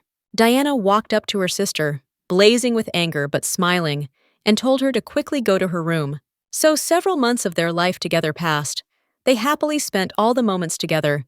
Amy, with a joyful smile, told the boy that it was time for them to go back. Knox, in turn, followed the young lady closely, not letting her go for a single step. The day Diana caught them, she was very angry. The problem was that they got caught several times, but in the end, they could only meet under Diana's supervision. Diana watched them more than once, and yet she was able to make sure that there were no problems. And then she was able to calm down. After some time, they finally got used to living as a threesome. Amy was puzzled, as she was now being treated as a problem person. The young lady knew that the real problem person was her sister, as she had brought a stranger into the house. A moment later, her thoughts were dispelled as Diana asked her to step outside for a few minutes. Diana looked closely at the boy and said that she would like to talk to her sister without him. Amy looked at the sweet angel with a smile and said that they would be back soon. A moment later, the young lady approached her sister and asked if something had happened. She knew that her sister had gone to harvest, but was worried because she didn't understand what was wrong with her clothes. Diana sighed heavily and said that while she was harvesting, monsters had attacked her, so she was all battered. Diana looked at her sister excitedly and said that last time she heard that an Imperial punitive detachment to fight monsters had appeared, and she thought that it was really so. Diana sighed heavily and said that she had picked up a suspicious person again. Amy was shocked, as she understood that her sister had stepped on the same rake again. Diana said that she wanted to ignore him altogether, but he said that he was looking for a child in the woods. She was worried, as she realized that there was a possibility that he was somehow connected to Knox. She also knew that he could be dangerous, so she locked him in the barn. A moment later, they opened the barn and looked closely at the young man. Diana said that they should check him out. Opening the door, the young lady froze for a moment, as the young man begged them to let him go. Amy froze for a moment and looked closely at the young man. As she saw his ash-blonde hair and blue eyes, she was shocked, as she understood that most likely this was Knight Grey. Grey Winston, a knight who had a special position in the Renoha Knight Squad, Lux. He would play an important role in the fight against the Crown Prince in the future. He was very strong. Moreover, he is a very important person who will help the main characters to realize their feelings. Lady was shocked, as she understood that he had already suffered enough.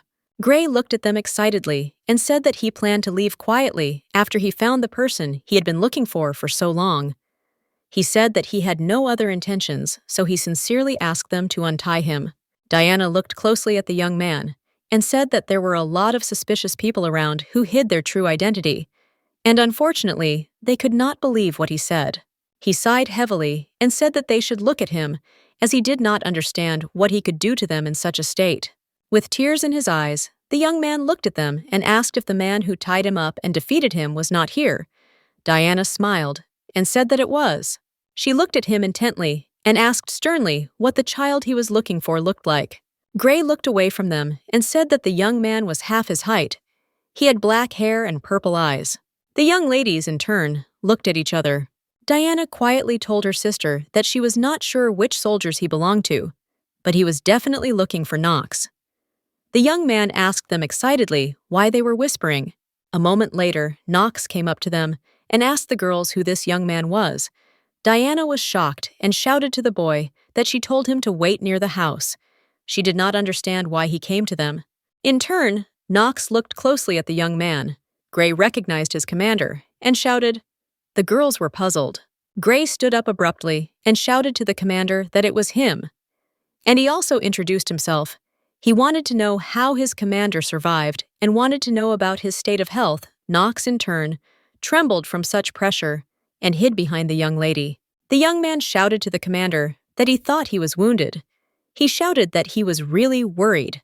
With lightning speed, he rushed to the commander. But unfortunately, since his legs were tied, he collapsed to the ground. The young men looked at him intently. The young lady looked closely at the young man and asked if he was okay.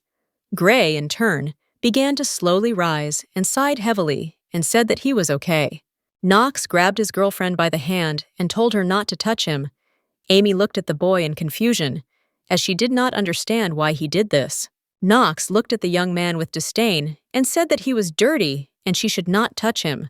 For a moment, there was dead silence between them. The young man was in shock, bursting into tears. He shouted to the commander that he was not dirty at all, and as soon as he washed himself, he would be clean. Moments later, Diana sighed heavily and said that they should drop the conversation, as she thought the young man was not dangerous at all. She looked at them intently and said that they could talk later, and she also asked the young man if he wanted to wash his dirty body first. The young man was shocked and with tears in his eyes asked them to stop calling him dirty. After the young man had taken a hurried shower, he looked closely at everyone present, and with a radiant smile said that he would like to introduce himself again, and said that his name was Gray. The sisters looked at him intently and introduced themselves with sweet smiles. Diana looked closely at the young man and asked what his relationship was with Knox. Gray looked at them in surprise, as the name was unfamiliar to him. Diana smiled and said that the child did not know his name, so they gave him a new name. The young man was surprised, as he did not expect to hear such a thing. A moment later, Knox hugged the young lady and informed her that he wanted to sleep. Amy smiled and said that in that case they should go to the room. She smiled and said that it seemed that the boy was very tired, and now she needed to go and put him to bed. Gray was very surprised, as he did not expect to see something like this. Gray looked after them in bewilderment. He was stunned and could not answer anything. Diana looked closely at the young knight and told him not to be surprised and to listen to her carefully. She sighed heavily and said that she did not know who he was to the boy. But unfortunately, the child did not remember anything. Gray was shocked by this information. She sighed heavily and said that, unfortunately, he lost all his memories. Gray was puzzled and now understood why the young master did not pay any attention to him, because he did not remember him. Amy knew very well that if the young duke ordered his knights to die, they would jump off the cliff without a doubt, because their loyalty was so strong, especially Gray, because he followed Rhinoc unquestioningly. She knew that his master had lost his memories, and it was very painful for him. Amy looked at the young man closely and asked how his wound was, since she was going to help him with its treatment. He looked at her in surprise, but still thanked her. He sighed heavily and said that it seemed like she had become attached to their commander. She looked at him in bewilderment and asked if she really wasn't allowed to do that. He was taken aback and said that it wasn't so, and he was just asking. Gray looked away from the young lady and said that this was the first time he had seen a commander who had lost his memories. He smiled and said that no matter whether it was night or day, he never left the people close to him. He asked the young lady if she had seen his night image, because it was the true appearance of their commander. Gray said with a joyful smile that Rhinoc Iberian the real name of their commander. Diana, taken aback, asked if this was really the same war hero. The young man smiled and said that it was exactly like that, and he, the head of the duchy in the north, and the most powerful man. Diana was shocked and could not imagine such a thing, She understood that despite the fact that he was a child who lost all his memories, he had to return to the post of Duke. Gray said that this was so, and with the loss of memory, the best solution would be to return him to his place. He looked closely at Diana and said that many people wished and waited for the commander to return to his place. She sighed heavily, and with their sadness said that it was so. Amy smiled and said that they talked a little about how the young man would live. She asked the knight if he wanted to hear how the young duke had lived all this time. After a short story, Gray blazed with happiness, since despite the fact that his commander had lost all his memories, he was still strong. Looking at the young lady, he asked if there was anything else wrong. He wanted to hear about everything. Amy sighed heavily, as she had a feeling that he was about to wag his tail. She noticed that he was a very nice person. A moment later, Diana stood up and told her sister that she was very tired, so she was going to go to bed. Amy smiled and told her sister that she could go first. Diana told the young knight that he could use the barn as a place to stay for the night. He smiled and thanked her. Amy looked at the young man intently and said that Knox would soon wake up in his body. Although he did not remember anything, she asked the knight if he wanted to talk to the commander. Gray thanked her with a smile, thanking the lady for her concern. He didn't have time to finish speaking when Knox suddenly entered the room. He was taken aback when he saw that Amy was sitting next to an attractive young man. Gray looked at the commander with a joyful smile and shouted, but a moment later, Knox, with the speed of lightning, grabbed the young man by the clothes and threw him to the ground. He looked at the young lady with fury and called her name. She flinched at the tone of his voice. He looked at her intently and asked her angrily if she had picked up another man. The young lady was taken aback, not knowing what to answer. But a moment later, she looked away from him and said that it was not she who brought him, but sister. The young man was in shock. He shouted to the commander, told them who he was. Gray shouted that he was the one who carried the commander and raised him. Knox looked at the young man intently and said threateningly that he did not remember him feeding and raising him. The young man was in shock. He shouted that he was told that the commander had lost his memory, but he still asked if he had really forgotten all the happy moments of his life. He told the commander that he was too cruel because they had experienced many happy moments. The young lady, in turn, stood quietly and watched them closely. A moment later, she asked the young man if he wanted to have a normal conversation.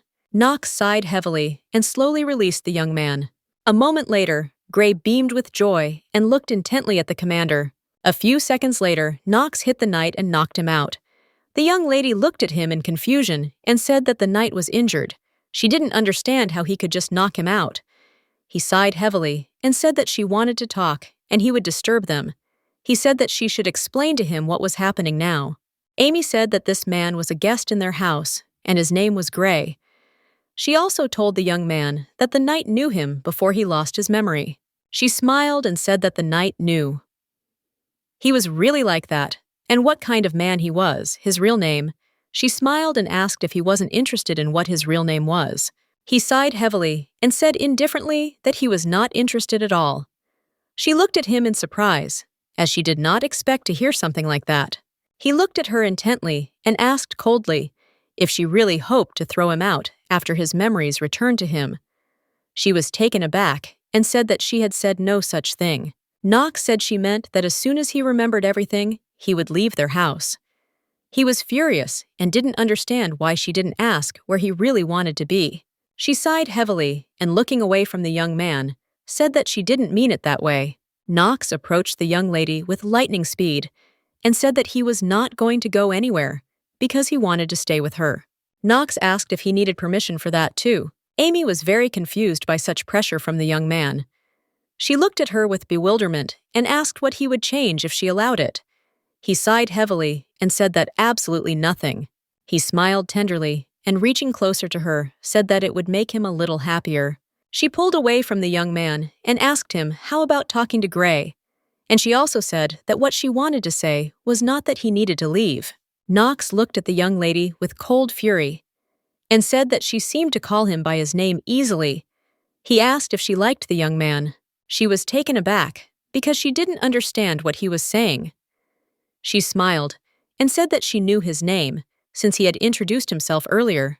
He sighed heavily and said that if that was the case, then he would talk to him. Unfortunately, the young people never got to talk, as the knight had to leave their house the next day. The young man smiled and said that it was time for him to move on as he had already lost a lot of time. Amy looked at the knight intently and asked if he wanted to meet Nose again at night. He smiled and said that everything was fine, and also asked if they hadn't met him yesterday. Gray said that he had already seen how his commander lived, and now he had to tell the other knights of the squad about it. The young lady knew that this was the case, but she still hoped that they would talk. He looked at the lady with a smile and said that they were both benefactors to him, who had saved His Highness the Duke. He smiled and asked if they would like to return with them to the duchy. They looked at him in surprise, as they did not expect to hear such a thing. Diana thanked the young man with a smile for the offer, but they could not leave the place where they were now living. And frankly speaking, it was difficult for them to part with the child who had become part of their family. She smiled and said that they did everything for his good, and also asked the knight if he could give them some time so that they could prepare for parting. He sighed heavily and said that he understood them, and also agreed with them. Gray said that his comrades were in the western part of the forest, and the road from the house to his comrades would take a long time. But nevertheless, even if not for long, he asked to take care of the young man. Diana smiled and said that many amazing events had been happening lately. She turned around and looked at her sister and said that it was time for them to go back. Amy, in turn, wondered if they could now live peacefully for some time. But she was still puzzled, because for some reason she felt anxious. At the same time, the young man was rushing at full speed to his friends, as he was glad that he had finally managed to find his commander. He knew that he had to return to camp as quickly as possible and tell his comrades everything. At the same time, the mercenaries were watching him closely, and from his facial expression, they realized that he had found the Duke in the forest. They mocked the young man, since he did not even know how to hide his emotions, and therefore caused a lot of trouble to his master. They also discussed an informant named Hansa, as he told them to avoid a house that was in the forest, and he asked to ensure the safety of the girl who lived there. But the young men thought that this was just nonsense, and they wanted to immediately report to His Majesty and gather the entire squad. They intended to kill everyone, including the Duke. Amy looked at her sister intently and asked if she wanted to just relax today. Diana smiled and said that because of the night, she was unable to finish her business, because yesterday she had not collected enough ingredients, so she needed to go a second time. She looked intently at the young people, with a gentle smile on her face. She knew that the young man had lost his memory, and she understood that it would be better for him to return to his place, because many people were waiting for his return. She smiled tenderly at the young man and said that he didn't know what had happened yesterday, and before she told him everything, he needed to prepare himself mentally. Amy sighed heavily, for she knew that the boy did not yet know that he would have to return with the knight to where he had previously lived. As she left, Diana smiled and said she would be back early. The young lady smiled and told her sister to be careful. Diana smiled and said she would definitely do so. Knox looked closely after the young lady and said goodbye to the sleepyhead with embarrassment. Diana came closer to him with a joyful smile and asked if he had just waved to her. The boy flinched, as he had not expected such pressure.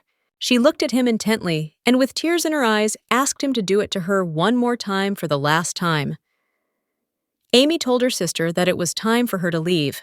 Diana was puzzled and shouted that it was not the most important thing now, and also asked if maybe she should not leave at all. After a few seconds, Diana left. Amy turned around with a smile and, looking at the boy, said that a lot had happened lately. He looked at her intently and asked if the man had left. She looked at him in bewilderment, but a moment later said that the knight had left this morning, and also asked the boy if it was time for them to return to the house.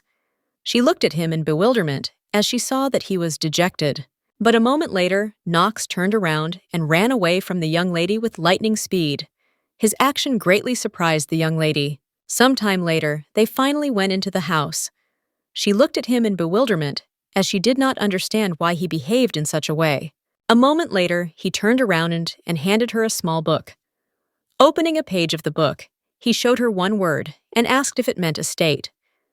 She was surprised as she did not understand what he was talking about, but still said that an estate was an incredibly expensive place, and that it was inhabited by aristocrats or people who had a lot of money.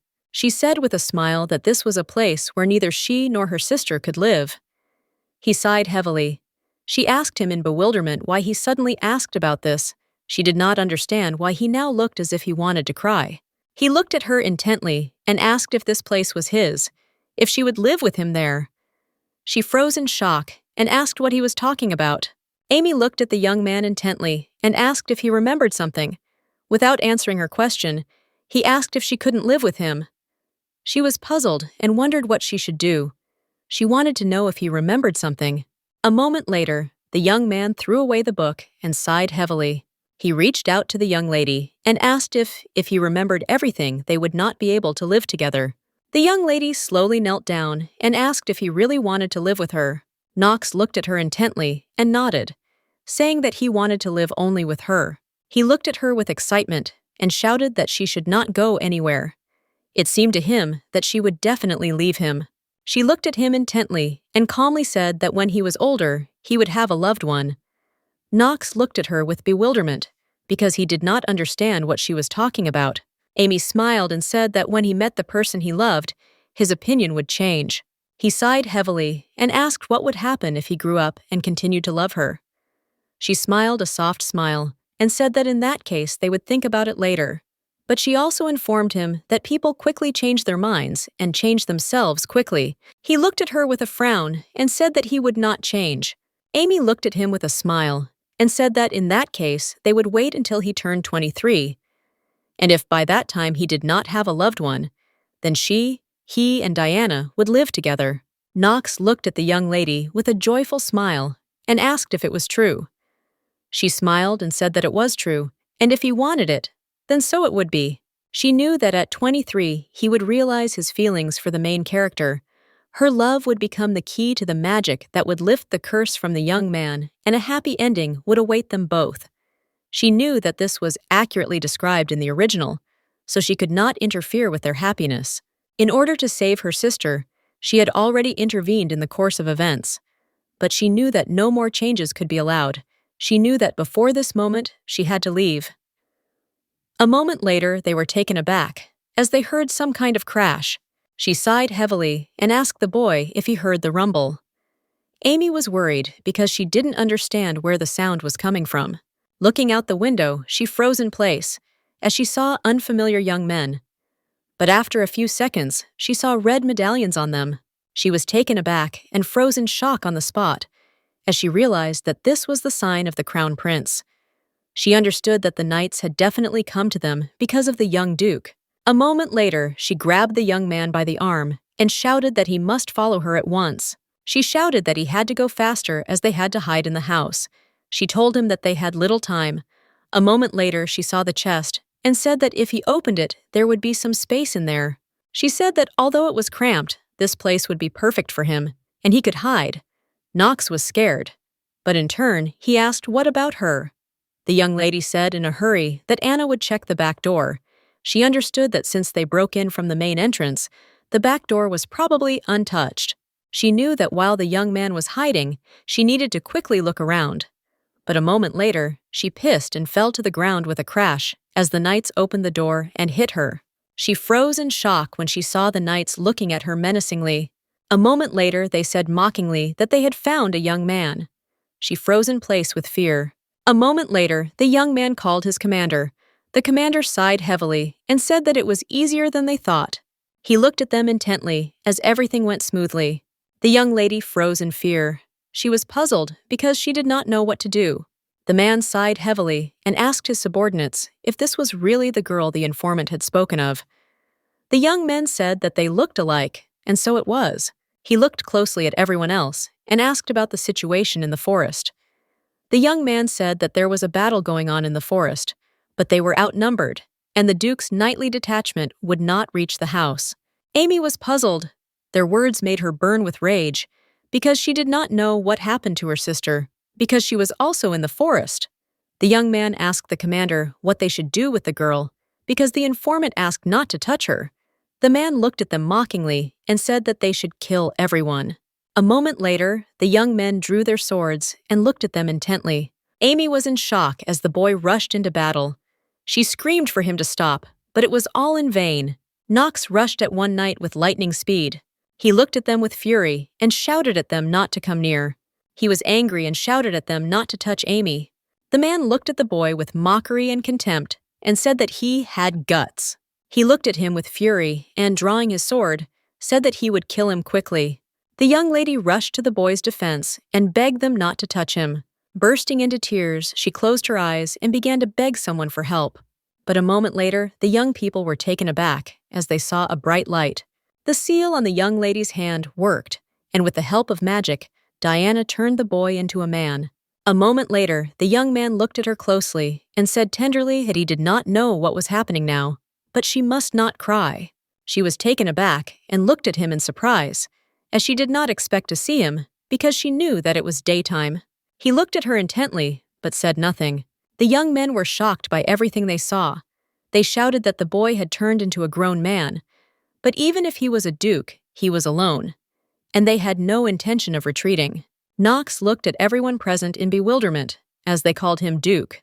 As he left, he sighed heavily and said, "Young lady," that they would talk about this later. A moment later, he drew his sword from its sheath and told everyone to remain in their places. He looked at everyone present with fury and advised them not to move. The man was furious and shouted at his subordinates not to stand still, but to attack the Duke immediately. With lightning speed, the young man rushed into battle. In turn, he easily dealt with his enemies, striking them blow after blow. The man was furious and shouted to his subordinates that the young man was protecting the girl, and therefore they should immediately attack her, creating a crack in the defense. A moment later, Knox turned to the young lady and called out to her. She looked at him in surprise, not understanding why he had stopped. He looked deep into her eyes and in a calm manner said that she should hug him tightly. She froze, but eventually came to her senses. A few minutes later, she did what he asked and threw herself into his arms. After this, the young man, hugging the young lady, dealt with his offenders. A few seconds later, the young lady saw a small bag near the house. She shouted to the young man to immediately cut the bags with his sword. He looked at her in bewilderment. She screamed what he had to do, and then he would understand everything. Without any unnecessary questions, he did everything as she asked. She said that with the help of this herb, you can make a big explosion if you set it on fire. She screamed that they needed to be stunned so that they could run away. A few seconds later, their former home was on fire. The man was burning with anger and fury and shouted to his subordinates that they must not let the Duke escape. Knox sighed heavily and asked the young lady where in the forest they could hide from the fire. She was puzzled because she did not know what to answer, but after a few seconds, she came to her senses and said that they needed to find the chuck tree because it could not burn. He sighed heavily and asked if she knew which way it was. She said with sadness in her voice that they needed to go west. She hoped that her sister was safe. A moment later, they came to a tree. The young man asked the young lady if it was a tree. Knox called her anxiously as he saw that she was agitated by something. After a few seconds, she came to her senses and said that they had come to that tree. Amy said that the peculiarity of that tree was the holes in the trunk. Knox was surprised because he saw that the hole was huge, and it seemed to him that someone had made it on purpose. Amy said that if you climb into the holes, you can see a very damp space because the wood accumulated enough moisture to prevent the possibility of fire. Knox looked at her closely and said it would be safe there. It was worried. She looked at him but didn't answer. He looked at her intently and called her as he saw that she was very excited. Knox, looking at the young lady, said that her sister was fine because, after all, she was very strong. He looked at her intently and said that she should trust him. A moment later, the young lady could not stand it any longer, and emotions overwhelmed her, and she burst into tears in front of the young man. She knew that everything was right and that worrying would not change anything. But Amy still knew that she needed to think it over carefully. Amy wondered if this was how her sister died in the original. Amy knew that Diana was worried about her and Knox, and when she headed home, she was attacked by the Crown Prince's troop. Losing the battle, she died at dawn in the garden of their home. Amy was puzzled and confused. Not knowing what to do, Knox approached the young lady and called her tenderly. Knox looked at Amy intently and said that she should listen to him very carefully. Knox told her that she should hide well until he returned. Amy looked at him in surprise and asked what he was talking about. She was in shock and asked him if he really wanted to leave alone. With tears in her eyes, she screamed that it was very dangerous there. But in turn, the young man said that this place was not far from the house, and if the tracks had not disappeared yet, he could quickly find Diana.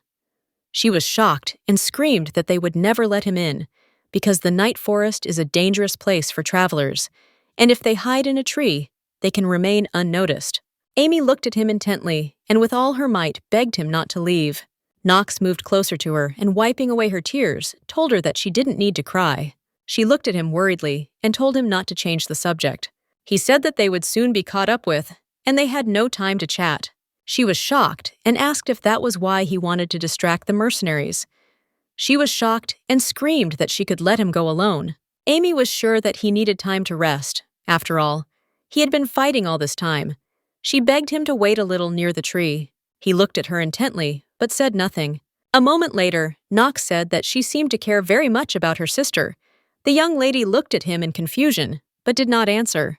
But after a few seconds, she sighed heavily and said that it was so, because sister was as dear to her as her life.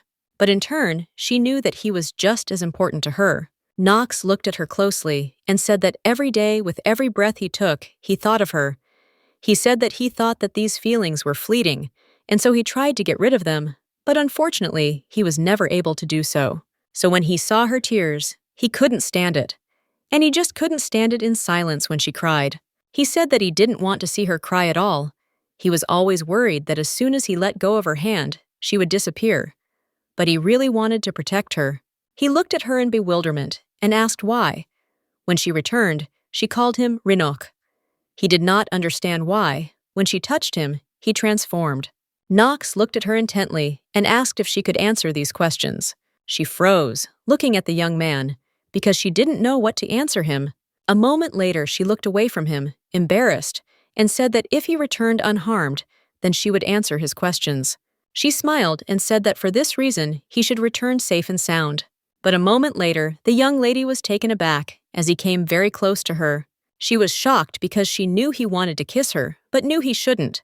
Knox looked at her intently and asked if he really needed permission to touch her lips. She looked at him confusedly and asked if he would get it and do it.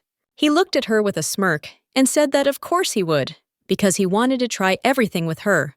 He looked at her intently and said with a smile that she had promised that if he returned unharmed, she would not go anywhere, and then, no matter what she said, he would not let her go for a moment.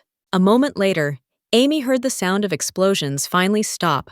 She saw that it was almost dawn, but she still wondered when Knox would return to her. She was very worried and hoped that nothing would happen. But still, she assumed that he was in danger, like her sister. She understood that she needed to get home as soon as possible. The young lady, in turn, had no intention of sitting and waiting for the young man. A moment later, she ran towards the house. She stopped near a tree, as she had nothing to breathe, but she knew that she still had a little time left. A moment later, she was taken aback and froze in shock as she saw a young man covered in blood. She flinched as she did not know who was in front of her, but a moment later, she noticed the emblem of a silver wolf. She understood that it was the sign of the Duke's knightly company. She approached the young man and asked if he could hear her. She wanted to know where the Duke was. The young man, with all his might, said that the commander had entered into battle with them. She was puzzled because she understood that he was still in the forest. Amy looked at the young man and said that, unfortunately, she didn't have any medicinal herbs with her, but she knew that she had to stop the bleeding first. A moment later, she used her power.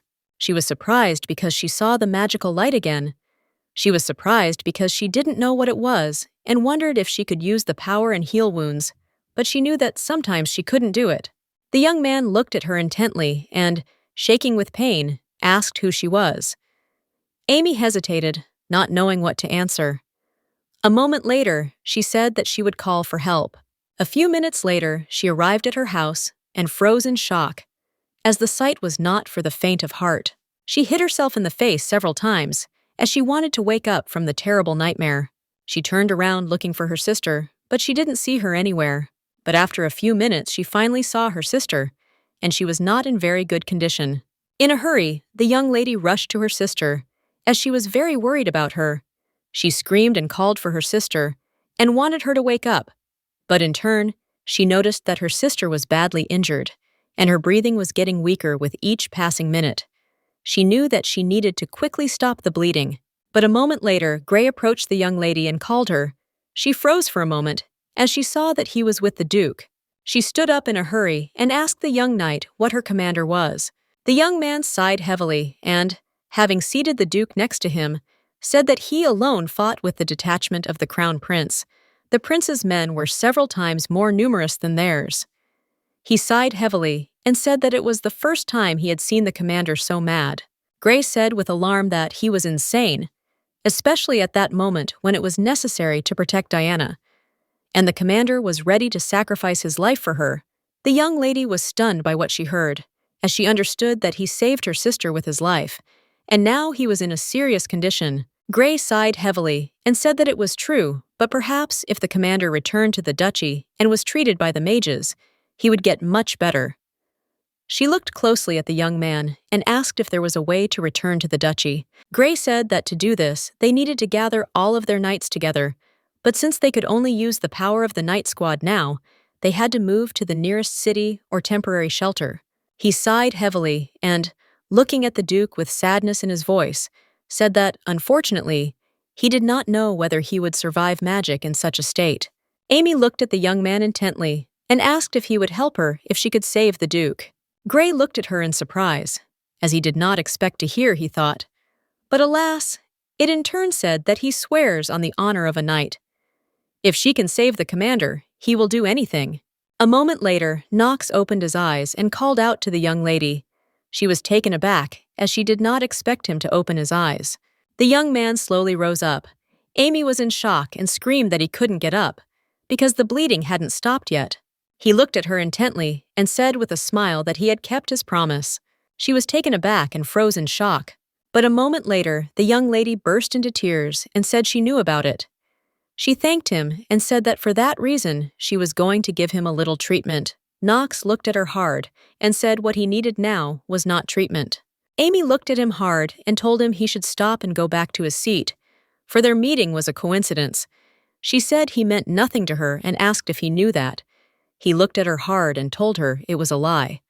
But a moment later, he put his arms around her and pulled her closer and told her she should say it was a lie. The young lady froze for a moment, but he, without looking at her resistance, kissed her passionately. She called him, but she called him by his real name. He quietly whispered to her that his name was Knox, not Rhinoc. Embracing the young lady, he asked her not to let him down and not to leave him. He said that he could not live without her. A moment later, a wave of magic enveloped them. A few minutes later, the young lady froze in surprise as she saw a small child in her arms. Gray looked at her worriedly and asked if this was her ability.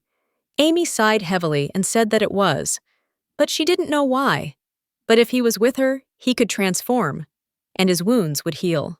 But after waking up in a child's body, he still had difficulty walking, as the pain in his wounds sometimes made itself known. Gray looked at her in surprise and asked if she could really support his adult image. She said that she did not know the reason why he was becoming a child and could not control this process. She looked closely at the young man and said that he had previously told her that if she helped him, he would do anything. She asked if he would keep his promise. He looked at her in surprise for a moment, then said that of course he would keep his promise. She smiled and thanked him and asked if he could first move her sister to a safe place. He sighed heavily and agreed with her. Gray sighed heavily and told him, "Nay, lady, that it was because of them that they were both dragged into all of this." He wanted her to accept his sincere apology. A moment later, the young man was taken aback and turned around. As he heard someone calling him, the knights anxiously asked the deputy commander if he was okay. Gray stood up with lightning speed and told the young lady that these were his comrades from the knightly order. He asked the young lady to wait a little. She looked closely at the young men, as she realized that they were people from the Order of the Dawn. She knew that they were all loyal to the Duke. A moment later, the second-in-command approached Amy and called her. Gray looked at the young lady intently and said that he had entrusted the care of the commander to his comrades, and now she could hand him over to him. Gray slowly handed the young master over to the knight and told him to take care of the commander. He looked at the young lady intently and said that in order to start treating her sister as soon as possible, they would use the transfer. He said that through physical contact, he could transfer up to 3 people. Gray looked closely at the young lady and with a gentle smile asked if she could take his hand. A moment later, the young lady took his hand and also took her sister's. A few seconds later, he said that he would begin the move. After the transfer, he looked closely at the young lady and asked if she was okay. Gray said that due to the teleportation, she might feel a little dizzy. The young lady sighed heavily and said that she was okay, but he had to take care of her sister. Gray looked closely at the young Julia Edie and said that he understood her and would also try to find a hospital as soon as possible. Sometime later, they finally found the hospital. The doctor examined the young lady and told her families that the fact that she had survived was nothing short of a miracle, and if they had been a couple of minutes late, the situation would have been impossible to fix. The man said that because of the wound she had a fever, he would give her an antipyretic right away. But at night, she needed to sit and watch her condition.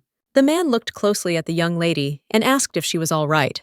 She sighed heavily and said that she was all right and not hurt. He said that was good news, and in that case, she should look after the patient, and if they needed anything, they could call him. The doctor looked closely at the knight and asked him to follow him for further treatment. Gray looked at the young lady intently and said that after the treatment, he would return to his comrades and return to her immediately. He looked at her intently and said that just in case, he would like to ask her not to go anywhere. She looked at him in surprise and asked how she could leave her sister and go away. Gray said that after her sister got better, they could go to the duchy together, because there was a good doctor and many wizards there, so she would be able to recover faster there. Gray said that they couldn't just leave their commander's saviors behind, and besides, they were dragged into all this because of them. Amy looked at the young man intently and thanked him with a smile. Gray told the young lady that the Imperial Knight's order would continue to pursue them, and the damage from their attack would be significant. And if it became known that the young lady was the Duke's fiancée, the amount of pursuit would increase, but he wanted to protect her. Amy looked at him, taken aback, and asked why he called her the Duke's bride. He looked away from her, embarrassed, and asked if she hadn't kissed the Duke. He smiled a predatory grin and said that, of course, it had been clear from the beginning that he and the commander had an unusual relationship. She sighed heavily and said that they had only kissed once, and she was already his fiancée. He looked at her in surprise and asked if the commander had stolen her kiss, and that was why she wanted to leave him. She knew that it was she who had stolen his kiss. As he left, the young man said that the commander was the kind of person who would never let go of something he wanted to get.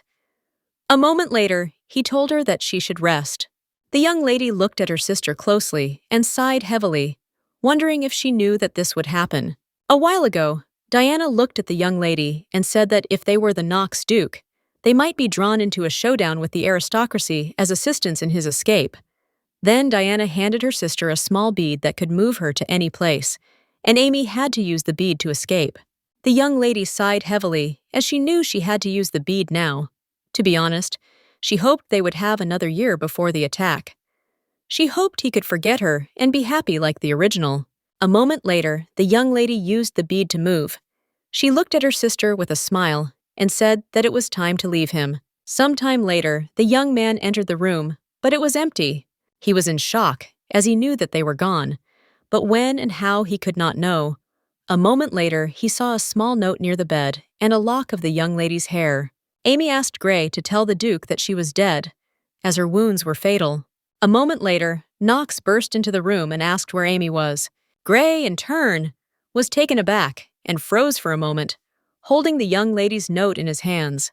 The young Duke looked at the note intently, and a moment later, he furiously told his assistant to find the young lady and not to let a hair fall from her head. He was burning with rage and shouting for them to bring her this very second. After a while, Diana slowly opened her eyes and called her sister.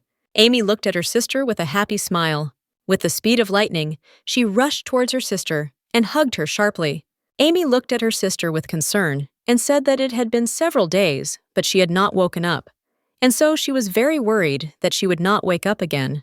Diana smiled and told her sister that they hadn't seen each other for a long time, and she had grown a lot during that time. Amy smiled and thanked her sister for surviving. Diana smiled and said that she couldn't leave her sister alone. Diana looked at her sister closely and asked where they were, since she knew that this wasn't their home. Amy informed her sister that it was her first time using the travel bead, so she wasn't exactly sure where they were right now. Amy said that they needed a place where Diana could rest, and so she found the long empty house. Diana thought for a moment and said that she understood everything, but if you think about it, she had been inflicted with many wounds, but there were no remains, even if she did. Diana was shocked after hearing her sister's story. She asked her sister if she really cured her. She asked her sister if she got this ability from the book she found in their house. The young lady sighed heavily and said that it was exactly like that. Diana looked closely at her sister and asked what was wrong with the boy. Amy shuddered because she didn't know what to answer. Diana looked closely at her sister and said that the last time she saw her was only her. She asked if the boy had regained his lost memories, as she was very worried if he was okay. Amy looked at her sister intently and said that he was not Knox, but Renook, and that was his real name. She sighed heavily and said that it seemed like he remembered everything. Amy Sir smiled sadly and said that due to the injuries he received, he lost consciousness. But since he was healed by magic, everything should be fine, and she said that now that he had found his true home, he should be happy. Diana sighed heavily and said that it was all true and it would be good if it were so. She, in turn, very much hoped that he would smile often. Mee told her sister that Mr. Grey called them to the duchy, but she refused. She looked at her sister and asked if she had heard her words about not going to their duke. Amy sighed heavily and asked her sister if she was a child. She said that their house was half burned down. She sighed heavily, as she regretted it very much, because their house was filled with their memories. Amy sighed heavily, and the story came to mind that the young man asked her not to leave. He asked her very strongly to stay with him. The young lady was puzzled, for she had promised such a thing, yet had run away. She knew that he could not live with them because he was a duke, and they could not follow him to the duchy. She sighed heavily and said that they would be much better off if they simply separated. Diana looked at her sister closely and said that she thought that no matter what choice she made, she would always have a reason. Diana smiled, and wiping the tears from her sister's face, said that she shouldn't cry. A moment later, Diana stood up slowly and said that they should check how safe it was here. She looked back and stared out the window. Diana sighed heavily and said that it seemed that the place given to her was not quite suitable for shelter, and she thought that they would be better off going north. The young lady looked at her sister in bewilderment, as she did not expect to hear anything like that. Some time later, they set out on a journey. Amy smiled and told her sister that the food in the mountains was quite tasty. Diana told her sister that since it was her first time in the city, she should eat more, because if her endurance was better, they would be able to cover a lot of ground. Diana looked out into the street and told her sister that, in towns like these, there were small post offices, and she needed to go to one of those offices, so she would be right back. Diana looked at her sister and said that since they had lived in the forest for a long time, she wanted to buy a newspaper, because at the post office you can find out the latest news by buying a newspaper. Amy looked at her sister and said that she agreed with her, but she must come back soon. A moment later, the young lady looked up and froze for a moment as she saw a young man who was familiar to her. She was shocked because she realized that he was one of the knights of the Knightly Order of the Dawn. She was shocked because she did not understand why he was in such a place. Amy knew she needed to leave the place as quickly as possible. A moment later, the young man heard a noise and turned around. He looked down in surprise and saw a young lady sitting on the ground. At the same time, Amy raised her eyes and looked at the young man in shock. She was puzzled because she didn't know what to do. But a moment later, a small thought came to her mind, and she screamed and called everyone present for help. Everyone was in shock, did not understand what had happened. Amy, in turn, continued to scream and say that a scary man was trying to take her away somewhere. The young man was in shock and screamed that this was not so. But at the same time, the young lady ran away without a trace. A moment later, she ran to her sister and shouted that they needed to escape quickly. Diana looked at her sister with excitement and asked if she had done something wrong to the Duke. Amy was shocked and screamed that it was not so. Diana sighed heavily and asked her sister how about Togo talking to the young man about their breakup. Amy looked at her sister excitedly and asked if the young man was really here. Diana sighed heavily and said that she didn't know for sure, but since his knights were nearby, it was possible that he came with them. Amy was shocked. She didn't understand how he managed to find such a place. Amy screamed at her sister that she could not talk to him under any circumstances because he kissed her. Diana turned around and, frozen in shock, asked her sister what she was talking about. The young lady said that he kissed her. Diana looked at her sister with fury and asked how he dared to kiss her sister. She was burning with anger and fury and called him all sorts of names. A moment later, they heard that the knights had managed to catch up with them. Amy froze for a moment when she heard the young master's voice. She glanced at him sideways as she realized he had caught her. She was shocked because she knew that most likely it all happened because she had changed history. The look he cast into the distance was always so sad. There was loneliness in his eyes, and it bothered her a lot. She, like her sister, loved him very much, but in turn, she sincerely wished him happiness, just like in the book. 3 years had passed since she left her boyfriend. She slowly walked out into the street and saw a whole mountain of letters. Amy was surprised, because she didn't know who had already sent her letters in such piles. Diana wrote about her sister that she missed her very much, and also informed her sister that she had successfully completed her internship and would soon be promoted to knight.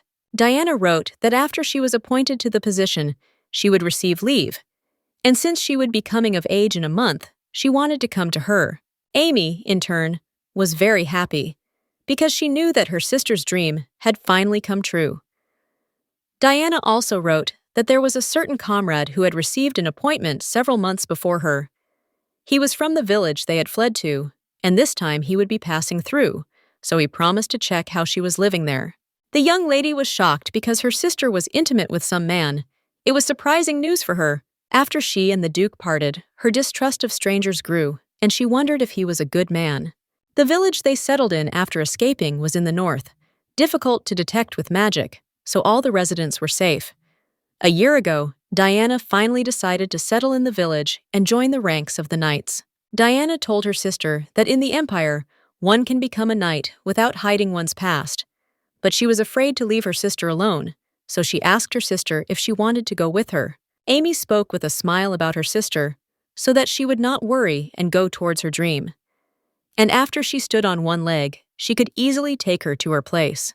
Amy was surprised, since only a year had passed, and her sister had already completed her internship. Since usually the internship took about 3 years, she assumed that her sister had benefited from the experience of fighting monsters. A moment later, the young lady was taken aback and screamed as the girl pounced on her, hugging her and shouting that she had brought dried populos leaves. Amy sighed heavily and told her friend not to scare her. Lena smiled and said that this was her act of love. Amy understood that the girl was similar in character to her sister, just as energetic, because when they settled in this village, they began to help many people. Diana became very close friends with a young lady who was a doctor in the village. After some moments, Diana and Lena became very close.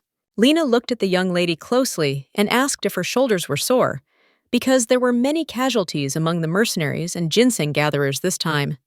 Awesome Miyu in turn knew very well that thanks to this she did not have time to be sad, and she supposed that this was even for the best. Lena smiled and asked the young lady if the rumors were true. Amy looked at the girl with bewilderment and asked what she was talking about. Lena smiled and said that a punitive detachment would be sent from the palace to the mountain borders. She said that many people had already spoken about both of them, and it turned out that these rumors were true. She thought for a moment and said that surprisingly, His Highness the Crown Prince is fair and cares about his people. Amy was surprised because she knew that the man was not interested in anything except himself. Lena looked at the girl intently and said that in a few days there would be a festival in the city. Amy asked her friend in surprise if there had always been a festival there. Lena smiled and said that she had heard that this festival would be in honor of a hero, namely Duke Rhinoc of Iberia. Amy choked on her tea when she heard this. Lena looked at her friend with concern and asked if she was okay.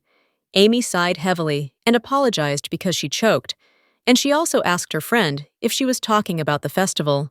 Lena smiled and said that everyone knew the story about the Duke and the sorceress Siren, because she was a powerful sorceress and a beautiful girl. And now, in the Empire, everyone is busy preparing for the festival. The young lady smiled and said that she understood everything. Lena looked at her friend closely and asked with a happy smile, "How about going to town together and having some fun?" Amy said that she didn't like noisy places, and if there were a lot of visitors, it would be impossible to squeeze through, and she herself somehow didn't want to go there. Lena smiled and told her friend that she should go to have some fun. She smiled and asked that if Diana came, would she go with her? The young lady, in turn, firmly said that she would not go anywhere. They argued among themselves for a while, but after a few minutes, the young lady smiled and said that it was time for her to go. As she had a lot to do, Lena sighed heavily and told her friend that she would come to visit her again tomorrow, and she should think again about the festival. As she left, Lena said goodbye to her friend with a smile. The young lady, in turn, sighed heavily and lay down on the bed. She was very tired. She was surprised and at the same time puzzled, because the conversation suddenly turned to the Duke, and she was momentarily confused. Because of this, she did not even understand how the day went. She knew that the events of the original began several years ago, and that there would be a festival soon. She knew that in the middle of the story, the evil king would be beheaded, and there would be a marriage announcement in the palace. She knew that it was just a national festival, and that there would probably be a wedding soon. She sighed heavily, because she knew that she didn't need to think about it much, and it would be better to go to bed quickly. She looked around in surprise as she heard a painfully familiar voice. She was shocked when she saw a young boy who told her with a gentle smile that he missed her. He sighed heavily and asked if they couldn't live together, since it was very difficult for him without her. She sighed heavily and, asking for forgiveness, said that she had to go. He sighed heavily and asked where she was going. Amy looked intently at the boy and said that she would go somewhere, but he couldn't go with her. With tears in his eyes, the boy asked if she really hated him. The young lady was taken aback and said that of course she didn't. Knox looked at her intently and with tears in his eyes said that it was very difficult for him to wait. She looked at him in bewilderment, as she did not understand what he was talking about. A moment later, she heard some kind of rumble and noise as they called her and said that she should come out quickly. She, opening her eyes wide, froze in place from shock. Amy slowly sat up on the bed as she realized that she had heard her friend's voice. Yawning, she got out of bed and slowly walked downstairs. She was puzzled, as she did not know what had happened at such a time. Lena smiled and told her friend that she had brought a very handsome guest. The young lady looked at the young man in bewilderment. She froze in surprise for a moment when the young man turned and looked at her intently. She was shocked and did not understand who was in front of her now, because she saw that at first glance he was healthy. Without any fractures, Amy wondered if this was really her sister's friend, about whom she had written earlier. Amy looked at the young man and asked if it was possible that he knew her sister. The young man, in turn, hesitated, not knowing what to answer. She looked at him in surprise and asked what was the matter. She wanted to know if he really felt discomfort somewhere. Lena, in turn, was in shock. She shouted to her friend that her clothes were causing her a lot of discomfort. The young lady froze in shock as she looked at herself and realized what she was currently wearing in front of the guest. Some time later, the young lady came down to her guest, having changed her clothes, but a dead silence reigned between them. Lena, in turn, looked at her friend with a joyful smile and said that she would leave them, and also wished them a good time. The young lady was shocked because her friend herself brought the young man and then filed away. She was puzzled because she was very ashamed and she could not understand what was wrong with the atmosphere. She looked at the young man intently and asked if she was right in what she had understood, that he was a close friend of her sister's. He looked at her intently and said that he would like to tell her right away that his name was not Caban. She looked at him in surprise and asked how he found her then. The young man sighed heavily and said that he was standing at the entrance to his village, and the girl who had just left them came up to him and asked if he was hurt. He said that he confirmed her words, and she led him to her. Amy sighed heavily, knowing that her friend was a pain in the ass. She looked at him closely and said that earlier he had told her that he was not injured, but from his appearance, she could not tell. He looked at her in surprise, as he did not expect this. A moment later, he showed his hand. She looked at him intently, for she saw that he had been poisoned. He smiled and said that it was all true. Amy looked closely at the young man, as she saw that the poison had spread over his arm. She knew that the poison usually tormented the wounded in style and suspected that he was in great pain. She sighed heavily and said that first of all, since he had come, she would start treating him. He looked at her in surprise and said that it was not necessary to treat him because it was an ordinary wound. But a moment later, the young lady slowly untied her hair and looked at him intently. He froze for a moment, blinded by her beauty. He always looked at her knowingly and asked if he could find out what she was going to do. Amy smiled a gentle smile and said that he didn't need to worry as she wouldn't eat him. The young lady looked at her companion closely and said that she would need to draw blood, so she would blindfold him. She knew that even among the mercenaries, there were those who were afraid of the sight of blood. She did not know who he really was, so she wanted to hide the fact that she possessed supreme magic. She wanted to blindfold him so that he would not see anything. A moment later, she slowly ran the tape over his face and said that perhaps it would burn him a little. The young man, in turn, froze for a moment. Amy Funny tied a ribbon over his eyes. A few seconds later, she used magic on him, but she still decided to hide the fact that she used magic, so she pricked his hand with a small needle. After using magic, after a few minutes, she smiled and said that it was over. The young man slowly removed the bandage from his eyes and was dumbfounded when he saw his hand, which was completely healed. He recoiled from her, shocked by her actions. She looked at him intently and asked if she understood correctly that he was a knight. He was taken aback and said that he was, but he asked her how she knew about it.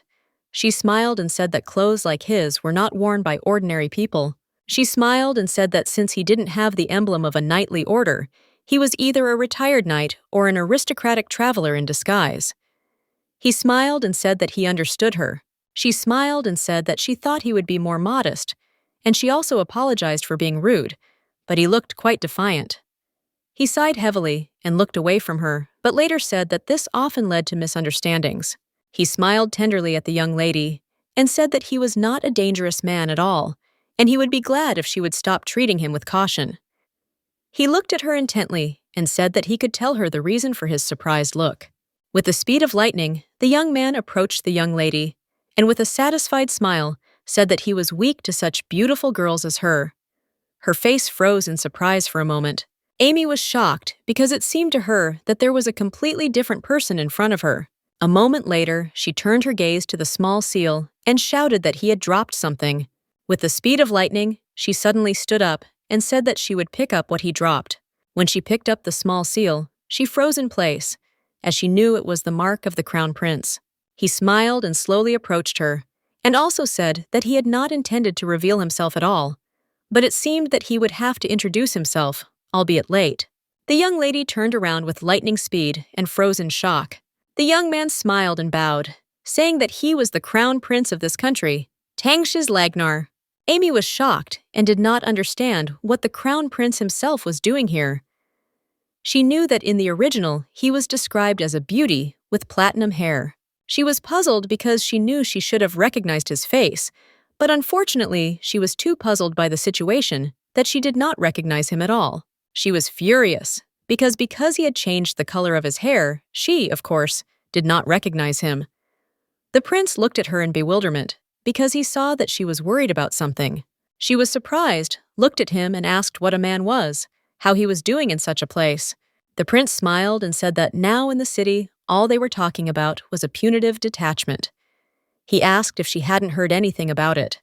She was taken aback and said that she had heard, but thought it was empty talk. She asked the prince if such detachments didn't roam near the city. She was excited and did not understand how such a person, how he could go alone without protection. He smiled and said that he had arrived at an illegally established village. He smiled and asked how he could take knights with him. He asked if people who lived in a village like this without the permission of the imperial family would not be afraid of him. Amy asked in fear if he had come here to get rid of the village. He sighed heavily and said to the young lady that, to tell the truth, he had some thoughts on the matter.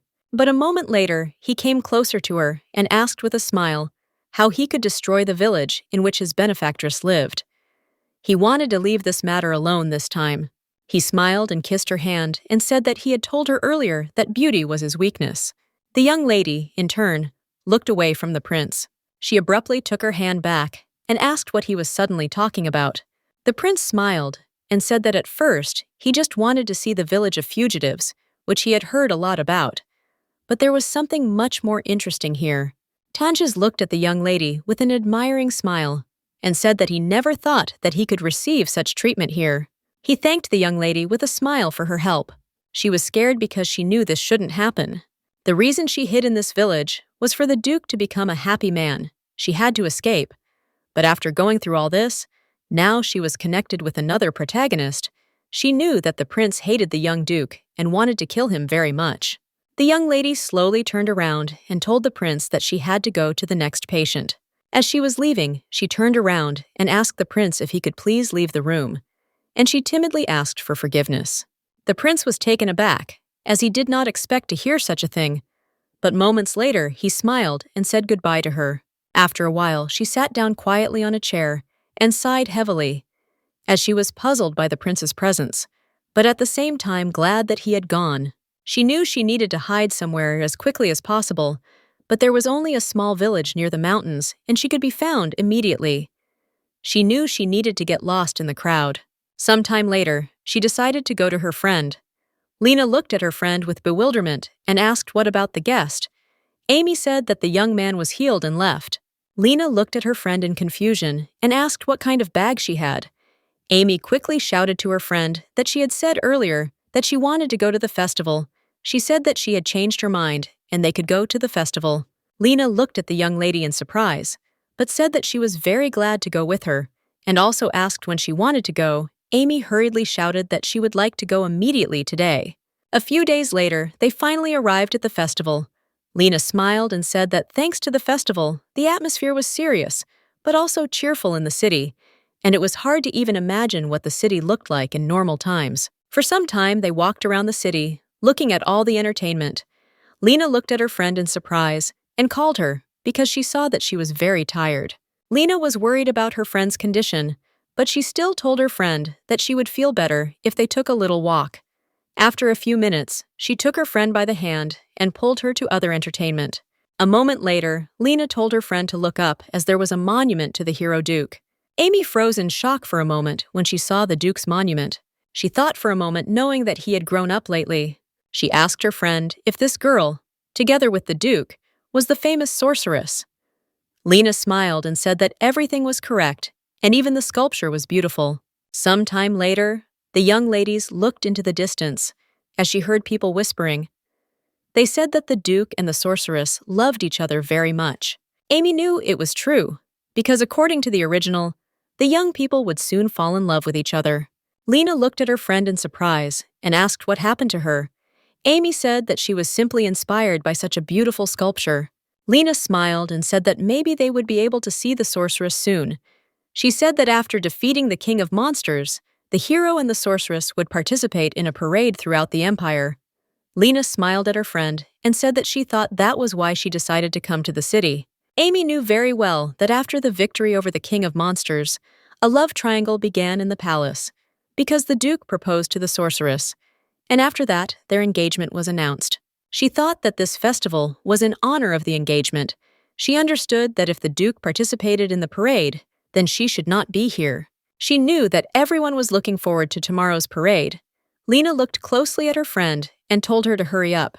The young lady sighed heavily, because yesterday you were looking for her, and she was very tired.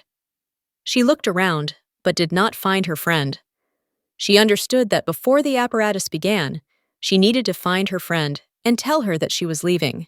A moment later, the young man grabbed her hand and asked with a smile if Lena was really the name of her companion. Amy was taken aback and looked at the young man in surprise. The prince looked at her with a smile and said that it seemed they had met again. She froze in shock, as she had not expected to see him at all. The young lady looked at the prince in bewilderment and asked what he was doing here. He smiled and hugged her, quietly saying that if she called him by his title in the city center, it could create problems. She sighed and said that she seemed to be suffering from delusions of grandeur. Perhaps he was stalking her. That was why she was here. He smiled and said that was exactly how it was. She was taken aback and looked at him in surprise, as she did not expect to hear something like that. He said with a smile that he could track the magic that remained on his body for about a day. He also said that there were things that he wanted to know from her, so he had no choice but to find her. Amy looked at him with bewilderment and asked what he wanted to know. The prince smiled and said that he wanted to talk to her about his hand. The prince said that it was actually no ordinary poison, and he got it from the supreme mage. The young lady was shocked by his words. He looked at her with a smile and said that he was interested in how she managed to extract what had proven to be an impossible task for professional magicians. He came closer to her and persistently asked if she could tell him this information. Amy was taken aback, not knowing what to answer. Amy was taken aback when she asked the prince if he really needed to get so close to her to talk about this. She asked if he wanted to step away. He looked at her in surprise for a moment, and after a moment, she said she felt uncomfortable. Countess was taken aback when he said that she was the first one to say something like that to the crown prince. She smiled and asked if it was true. The young lady looked at him intently, as she knew that of course she was different from other people, since she was never going to cross paths with him again. She smiled and said that she would answer his question first. He looked at her in surprise, as he had not expected her to agree so quickly. She smiled and said that he was indeed very handsome, although his character was a bit nasty. Countess was taken aback and asked what she was talking about. A moment later, the young lady pointed to him in the other direction and said that it looked like a hero was coming, and the crown prince quickly turned around. He looked closely into the crowd, but saw no one. At the same time, the young lady hastily disappeared into the crowd. He looked around, but did not notice her next to him. He realized that she had disappeared into the crowd. He looked into the distance with a smile, because he realized that she was a really interesting person. Some time later, the young lady also ran to a god-forsaken street and sighed heavily. She understood that now he would not find her. She was puzzled because she knew that after such experiences, she would definitely die. Amy glanced sharply at her bag, hoping nothing had fallen out. The young man looked at the young lady closely and said that she seemed to be feeling unwell. He looked at her with concern and asked if she was all right. She froze for a moment as she thought she had heard the young man's voice somewhere before. Gray came closer to the young lady and was dumbfounded as he saw Miss Amy in front of him. She sighed heavily and looked at him puzzled. Still not understanding what he was doing here, she looked at him with a smile and said that they hadn't seen each other for a long time, and also said that she was glad to meet him, but unfortunately, it was time for her to go. She asked with a smile if he could step aside. He was shocked and told the young lady that she should go with him. She looked at him in bewilderment and asked if there was really a person she urgently needed to meet. He shouted that he had an urgent conversation with her and she should go with him immediately. The young lady understood that he would not leave her alone, and asking for forgiveness, she threw dust in his eyes. As Amy ran away, she told the young man that she was truly sorry. Gray grabbed her hand and shouted that she had to listen to him. He looked at her intently and said that he was truly sorry, but he would get his punishment later. She was shocked. With lightning speed, he threw her over his shoulder. Amy was shocked by his action and screamed that it was a kidnapping. He sighed heavily and said that he knew about it. He screamed that if he did not do such a thing, she would not go with him of her own free will. She screamed that even if not, he should not do such a thing to a living person. One screamed that she was not a sack of potatoes. He asked for forgiveness and said that he could swear to her on his knight's honor that he would not do anything strange. He would marry her, so he asked if she could trust him for a while. The young lady, in turn, pushed him hard and agreed with him. She looked closely at the young man and asked if everything was okay with his eyes, because they were very red. He looked at her in surprise and alarm, because he did not understand what was being discussed. He sighed heavily and looked away from her because, in truth, his voice was burning, and it seemed to him that his vision was improving. She knew perfectly well that this was exactly how it would be. She screamed that this powder was close in composition to poison, so he needed to quickly wash his eyes. He was shocked because he did not expect this. A moment later, she asked him for forgiveness and began to hug him tightly. He was shocked because he didn't understand what she was doing. The young lady looked at the young man and said that she was very sorry, but this powder also had a mental effect, and if he did not wash it off quickly, his eyes would stop seeing, so he should stop moving to avoid tension. He was shocked and shouted that she should wait. Amy asked him to tell the Duke that 3 years had passed and they had spent less time together. She said that he should forget her and move on. A moment later, she dropped the boxes and ran off into the distance with lightning speed. The young man shouted at her, but it was all in vain. After some time, she came out to the square and looked closely at the small fireworks. The young lady was puzzled, as she did not understand why she was suffering all this. She looked into the distance, as she saw that the light was very bright. Unfortunately, she had been running all day, and now her legs were shaking with horror. She knew that many years had passed, but in order to continue hiding, she had to go to her sister. She understood that if she went right now, they would definitely meet. She was excited and at the same time puzzled, because she knew that the apparatus was in full swing, and it was difficult for her to find the carriage. A moment later, the young lady was taken aback as someone touched her. She turned around as if to see who had bumped into her, but after a few seconds, she froze in shock as she saw Knox standing in front of her. He looked at her intently and asked where she was going to go. He looked at her with a grin and asked if she enjoyed her freedom. Amy was taken aback and looked at the young man in surprise. She called him by name. He dries up and asked if she still remembered his name. He said with a smirk that it was she who chose him for him, and he also said that she dumped him in cold blood. The young lady stood frozen in shock, not knowing what to answer. A moment later, the young man lifted her up into the air. At the same time, the young man was hurriedly looking for his general. He was in shock and shouted at the general not to remain silent and to answer immediately. Knox, in turn, glanced sideways into the distance, but said nothing. A moment later, he saw his subordinate and said that it was time for them to return. The young man looked at the general in surprise and asked where they were going. Knox looked at the young man intently and said that they were going to the general's estate. The young lady was in shock. She shouted at the young man that he would still have to take part in the parade. Knox looked at the young lady intently and said that it was all over, for he had achieved his goal. She was in shock, wondering if the parade was over. A moment later, they were sitting quietly in the carriage, the young lady looking intently at her companion, for she saw that he was irritated, but unfortunately, she could not utter a word. Some time later, they rode in the carriage in silence. She was worried because she didn't know what to call him now. She met the young man completely by chance and unexpectedly, so she didn't know anything. Amy knew that he was no longer that Knox. She looked at him closely and said that she knew he had something to say to her, but he shouldn't act like that. Knox looked at her and said that she had grown a lot. She smiled and said that he had also changed a lot, and she, in turn, had also changed, since 3 years had passed since their last meeting. Knox said she was still as thin as she had been before, and must not have eaten anything at all. She said she had eaten a lot, and also informed him that when he let go of her hand, then they would talk. He looked at her intently and asked if he should ask her permission. She froze for a moment. Knox looked at her closely and asked if he had to ask her permission when he went to touch her. Amy was taken aback and, looking away, said that he hadn't asked her permission before touching her. He looked at her with a smile and said that it seemed that she remembered everything. He said with a satisfied smile that, as he thought, she had not forgotten anything that connected them. Amy sighed heavily because she realized that she was simply doomed, because she drowned in this tenderness like a complete fool. She realized now that she should have said that she didn't remember anything at all.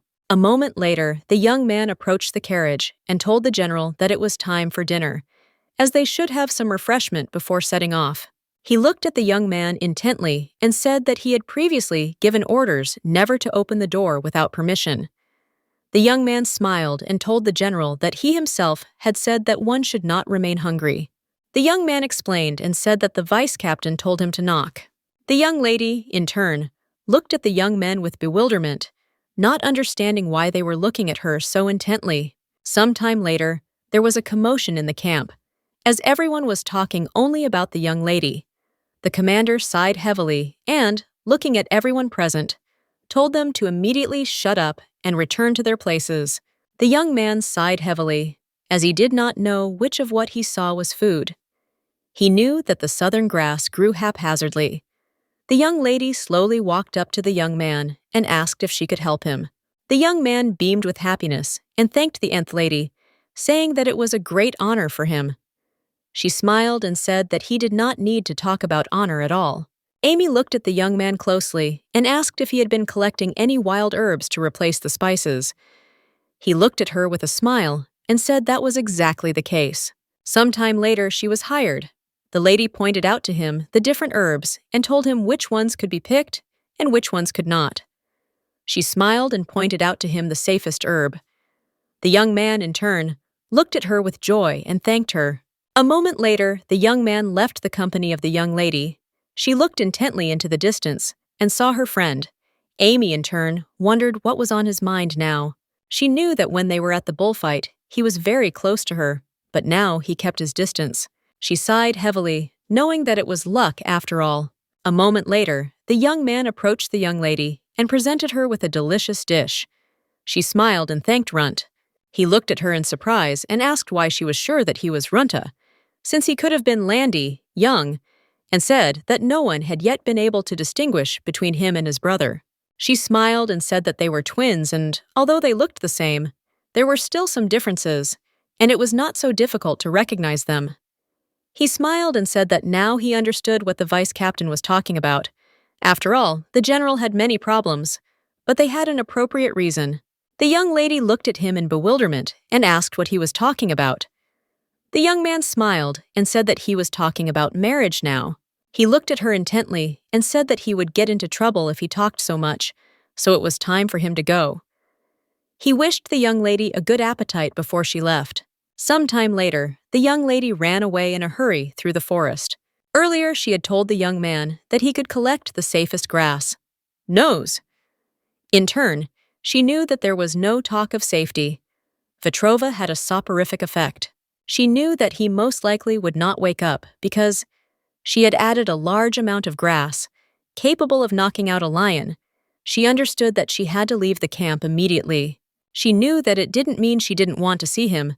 She always wanted to see him again, even if only for a few minutes.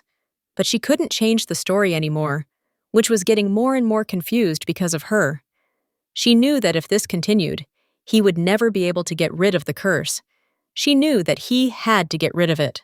A moment later, the young lady paused for a moment as she saw someone's silhouette. A moment later, she froze in place as the young man looked at her intently and said that it was too late. She was surprised, looked at him, and asked why he was here now. He smirked at her and asked if she thought the knights didn't know about it. Amy froze in surprise. She didn't know what to answer him. He looked at her intently and said that he was interested in something.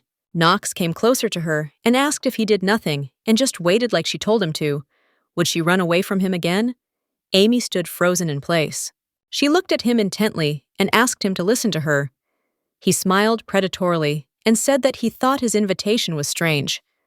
A moment later, she noticed that there was a bright glow under their feet. He smiled and said that he was inviting his savior again. Amy was in shock and screamed that she could not go with him. He smiled a predatory smile and said that he would listen to her complaints when he escorted his savior to the castle. And he also said that he would prefer never to hear such a thing again. With lightning speed, they were transported to his domain. The young man rushed to the general in a hurry and said that it was a great honor for them to see him again. The young man looked at the general with alarm and asked if he was now into kidnapping children. Knox looked at the young man with bewilderment, as he did not understand what he was talking about. The young man said that the young lady was not a prisoner of war, and until that moment he had not noticed the gentleman bringing guests to the estate. Knox said that it did not matter at all what the situation looked like, but the girl was already an adult, so it was not a kidnapping. The young lady was in shock and screamed that this was a kidnapping. She was furious as he suddenly used teleportation to bring her to the manor, and she couldn't call it anything other than kidnapping. The man looked at the young lady closely and smiled as he asked her to calm down for a while. He was puzzled, yes, as he understood that if the young lady continued him in the same spirit, then he would have to hide the corpse in the garden. Knox sighed heavily and, looking at the young lady, said that she was right, and this was a kidnapping. He looked deeply into her enchanting eyes and said that he knew he was wrong, but still asked her not to cry. Amy screamed that she wasn't crying at all, and his sudden appearance had shocked her. She screamed that if she had been scared, then only in that case would she have cried. He sighed heavily and said that that explained everything. He looked closely at the young lady and said that he would like to wipe away her tears. He asked timidly if he could touch her. She closed her eyes and began to shake with fear. The young lady took a timid step back and retreated from her companion. He sighed heavily and told her that she looked very tired. He asked if she wanted to rest for a while at the estate. She was puzzled because she knew that she would not be able to escape now. She looked at the young man intently and still agreed with him. The next morning, the maid slowly knocked on the door of the young lady's room and asked if she was awake. Amy woke up in fright. In turn, she hoped that it was just a dream, but still she gave permission for the maid to enter. A moment later, the maids came into her room, and the girl said that she was a maid, and her name was Elena, and she had come to the Young League house to help her. Amy looked at them with bewilderment, but in turn said that she was very glad to meet them. Amy smiled at the maid and thanked her for her help, saying that she could change her clothes herself. The young lady also asked where her luggage was. Elena told the lady that her luggage was in the next room, and she would take her there. After a while, they entered the next room, and the young lady stood for a moment in surprise. She looked around intently and asked if her clothes were really among the other things. Elena looked at the lady closely and said that she would sort out the clothes later, and she also asked the lady if she could tell her size. The young lady thanked the maid and said that it seemed that she would have to do more work because of her. Elena said that the outfits still needed to be organized. She asked the other maids to put the clothes in their places according to sizes and colors. The young lady, in turn, looked at everyone present and sighed heavily, saying that there were many dresses in this room. She was surprised and did not understand why there were different sizes of one dress. She wondered if they were made for many people. Elena looked at the young lady closely and said that this outfit was only for one person here, and she had been waiting for her all this time. She noticed that the young lady was interested in something, and she could help with the answers. And Elena also apologized to the young lady if she irritated her. Amy looked at all the belongings in confusion and wondered if Elena had really said that everything belonged to one person. Amy asked the maid if they all belonged to Siren. The maid was surprised and perplexed, looked at the young lady, dropped what she was talking about. Elena said about the mistress that she no longer needs to hide. The witch world is shaking because of the love story between the Grand Duke and the Grand Archmage. Elena was taken aback and said that she shouldn't have said that. The young lady looked at the maid intently. She knew that everything was fine, but still, she shouldn't have said it to a stranger. A moment later, the young lady looked at the maid and called her. She looked at the maid in surprise and asked if they were preparing for a wedding. The maid was taken aback, as she did not expect the young lady to know about this. Amy smiled and said that she heard it from the night on the road. She asked if it was a big secret. She sighed heavily, as she realized that her thoughts were true. She didn't hear yesterday, although the story had changed a little, and the wedding preparations were taking place right now. She was in shock. She didn't understand why the young duke brought her to the estate. She knew that he hadn't seen her for a long time, and most likely, that's why he was so touched by their meeting. The maid smiled and said that they were preparing for a wedding, and it was very different from preparing for an engagement.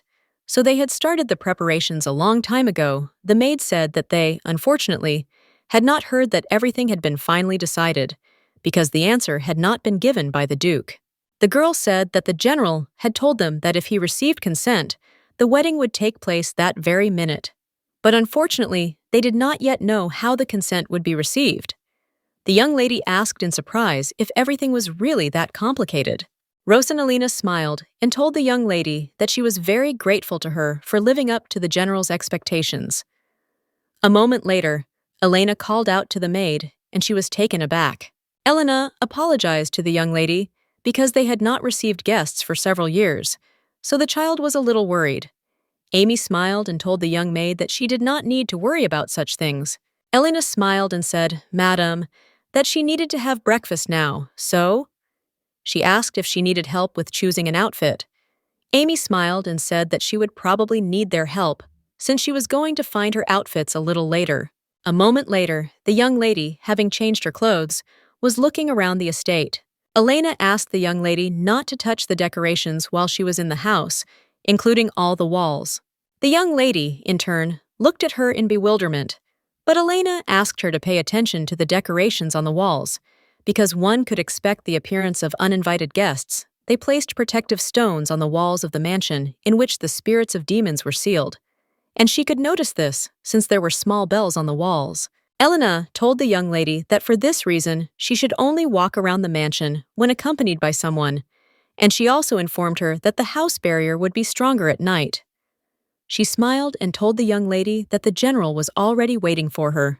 A moment later, the young lady entered the living room, and the young man's beef froze for a moment. Knox smiled and asked his companion how he had slept. She was surprised, and at the same time surprised, because he was waiting for her. The young lady, in turn, timidly greeted the general. He looked at her in surprise and greeted her in return. The butler looked intently at the young lady and asked her to sit down at the table. She thanked him with a smile, but a moment later she froze as she saw that the utensils were only for her. She looked at the man in bewilderment and asked if the breakfast was only for her. The butler smiled and told the young lady that they had been told to prepare everything just for her. He asked if she was unhappy with the preparations. The young lady was taken aback and said that this was not true at all. She looked at Knox in bewilderment and asked if he was not going to have breakfast. She did not understand why he had come to the dining room then. He looked at her sadly and asked if she was uncomfortable in his presence. She froze in shock, ashamed of her question, but turning away from him, she said that it was not so.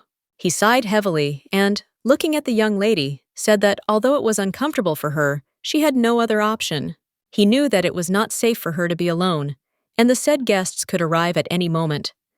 She was puzzled and at the same time shocked, because she knew that he was dangerous for everyone. Amy sighed heavily and said that many of the palace's ill-wishers could be in the estate, but their target would be the general rather than her, so he should take care of his own safety. He looked at her intently and said that even being there, he could not protect her, and therefore it was his personal task. She looked at him in surprise, but did not answer. She remembered the maid saying that the general had said that if permission was given, the wedding would take place immediately. They didn't know when the general would get it, so the young maid thanked the young lady for agreeing to such a wait. She thought for a moment and turned the maid's words over in her head. It wasn't that she didn't like it. She also wanted the young man's sincerity and care, but she knew that it was inappropriate now. He looked at her intently and asked if she was not going to eat. She sighed heavily and said that thanks to someone she had lost her appetite.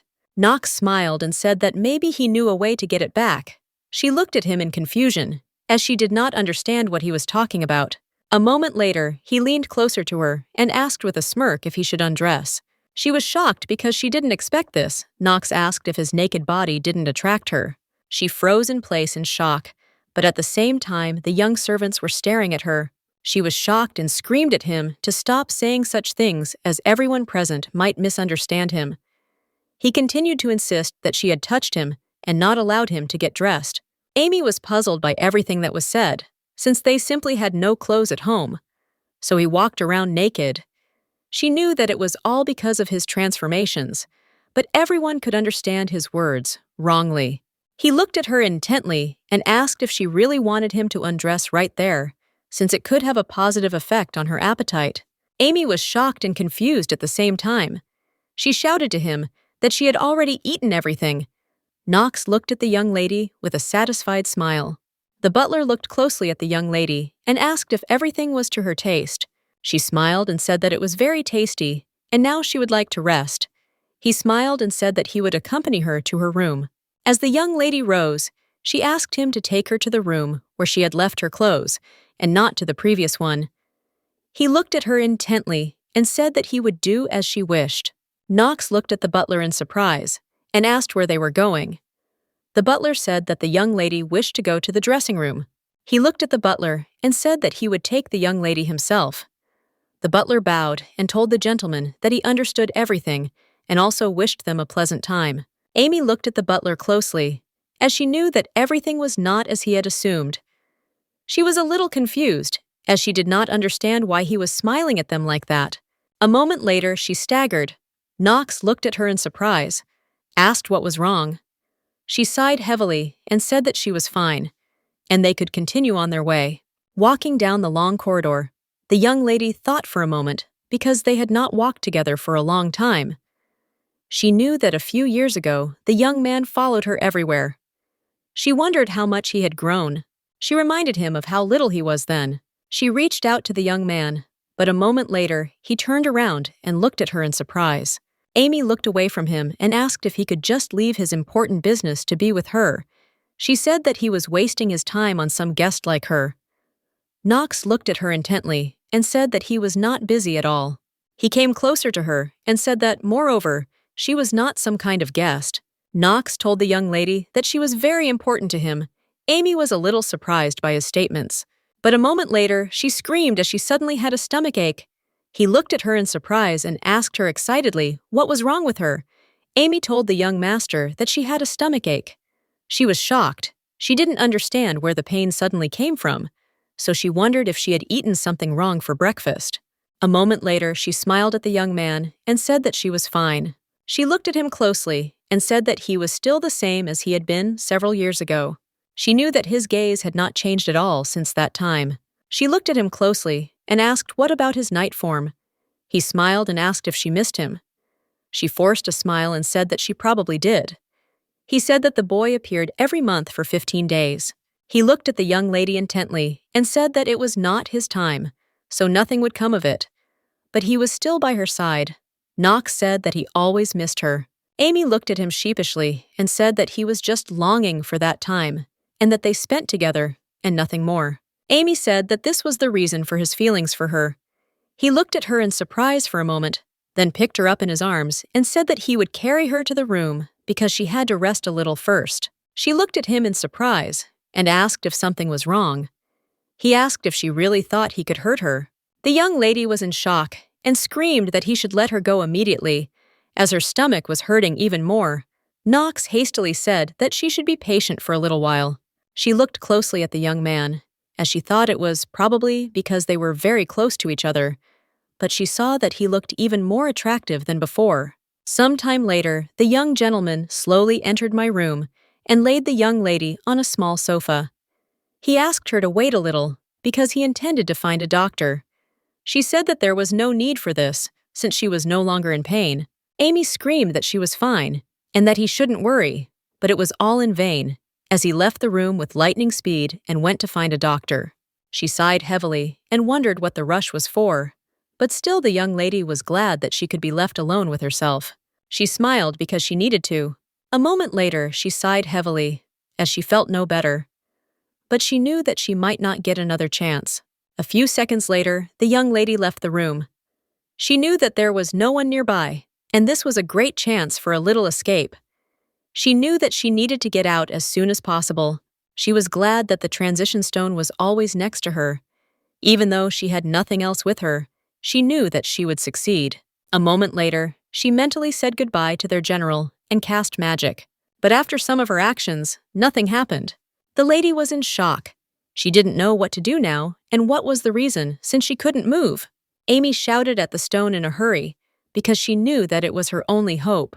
A moment later, the stone fell to the ground, but after a few seconds, it miraculously moved to the wall. She sighed heavily and, looking at the small stone, said to herself that she could not live without troubles.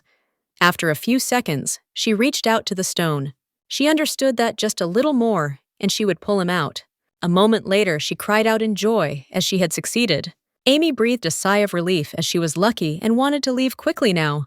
But a moment later, she was taken aback as she saw small flashes. She was confused because she didn't understand what was happening at all. But a moment later, the young lady screamed and fell to the ground, and a monster appeared in front of her. She was in shock and simply could not believe that there was a ghost in front of her. She did not know how he ended up in such a place. But a moment later, she remembered what the maid had told her earlier, and frozen in shock, she realized that she had touched the ward stone. She looked closely at the monster, as she realized that he was terrible. A few seconds later, the monster attacked the lady, and she screamed in fear. A few minutes later, the young lady was running away from the beast of this monster in a hurry. She understood that it could be heard all over the area, but she did not understand why no one had come to her aid yet. As she ran away, she screamed as if she wanted someone to help her, but a moment later, she was taken aback and fell to the ground, as she realized that there were several monsters. She was in shock and did not know what to do. But after a few seconds, she saw Elena in front of her. Elena was shocked, as the young lady managed to activate the guardstone and summoned monsters. Elena apologized to the young lady and said that she would deal with them right away. Amy was shocked and shouted to the maids that they were very dangerous. Amy, in turn, closed her eyes because she was very afraid. But at the same time, the maid used her magic, and after a few seconds, a weapon for battle appeared in her hand. She glared at the monsters after swinging her sword a few times. She looked at the young lady intently and said that it was their fault that this happened. So she asked for forgiveness. She was in shock because she had a sword. A moment later, she saw the maid rush at the monsters. At the same time, the young lady shouted to Elena that the stone between his eyes was his weak spot, and she should move there. A few seconds later, Knox came up to them, and looking at his friend, said that it seemed that she, as always, was well aware of such things. Amy was taken aback because she did not expect to see him. He looked at her with a tender smile and said that she had not called him by that name for a long time, but she herself had given it to him. Knox smiled and told his companion that she had nothing to fear. He looked at the monster with a fierce grin and said that he would be able to protect her. Within seconds, they had dealt with the demons. Elena turned around and asked the young men in surprise why they were here at such an hour. The young man said that he had been delayed in negotiations with the merchants. A moment later, the young man bowed and greeted the lady with a smile, and also informed her that he was the butler of the estate, and his name was Hathlot Dillon. She looked at him in surprise and greeted him and introduced herself. Hathlot said with a smile that he was aware of her name, and he also said that it was a great honor for him to meet her. Amy looked at the young people in surprise, as they looked very similar to each other. Hathlot smiled and said that they were twins. He smiled and asked if they really looked that much alike. Amy smiled and said that they looked very much alike. He bowed and said that he had been delayed by important matters, so he apologized for the late introduction. The young lady looked at him in bewilderment and shouted that it was okay. He didn't need to worry about such things. He smiled and said that for convenience, she could call him Lot. The young lady in turn looked at him in surprise, but said nothing.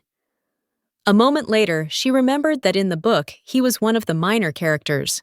Hathlot was a loyal servant and assistant to the young Duke, but in turn, he was categorically against the relationship between the Duke and the young sorceress. He always told the sorceress that she was not at all the Duke's equal. Amy understood that. Besides everything else, he played the role of mother-in-law in the novel. She knew that he could not be called a negative character, because for the Duke, he was the main assistant on the way to the title of Grand Duke Hathlot, kneeling before the young master, said that he would follow wherever and would protect his interests until his last breath. The young lady could say with complete certainty that the young man was simply obsessed with the young Duke. He looked closely at the young lady and said that she had managed to discern the true form of the estate immediately upon arrival. He knew that this did not happen often. Elena smiled a joyful smile and said that it was probably destiny. She looked at everyone present in surprise, but did not answer. Knox looked closely at his companion and asked if she was okay. She said that she was okay now, but she was still shocked by those monsters. The young lady was shocked. She had the impression that she would never be able to escape from him. That same evening, the young men reported to the captain that the young lady had attempted to use the stepping stone. The young man said that the lady could not use magic within the walls of this estate, because he controlled any magical activity here. Only a more powerful magician than he could overcome these restrictions. He looked at the Duke intently and said that for that reason there was no cause for concern. The Duke, looking at the young people, asked what the situation was with the royal family. Hathlot informed the Duke that it seemed the Crown Prince was absent and that he was presumably searching for something in the mountains. The Duke asked the young men to continue their observation, as they must always be ready. Hathlot looked at the gentleman closely and said with a smile that he understood him, so they would not take their eyes off the prince. He did not know what other dangers they would prepare for them. The Duke looked at everyone present and told them to strengthen the outer security, and he also asked that the power of the guard stones inside the estate be lowered for now. The young people were shocked, as they did not expect to hear something like this. They did not understand why he asked to weaken the protective magic. The Duke rose from his chair and told his subordinates to be silent and leave immediately. The man smiled and said that they would carry out any order he gave them and take care of the barrier. As he left, the young man said that they would not allow the barrier's reliability to be compromised. The young man was shocked and asked if the Duke had lowered the defense for the safety of the young lady.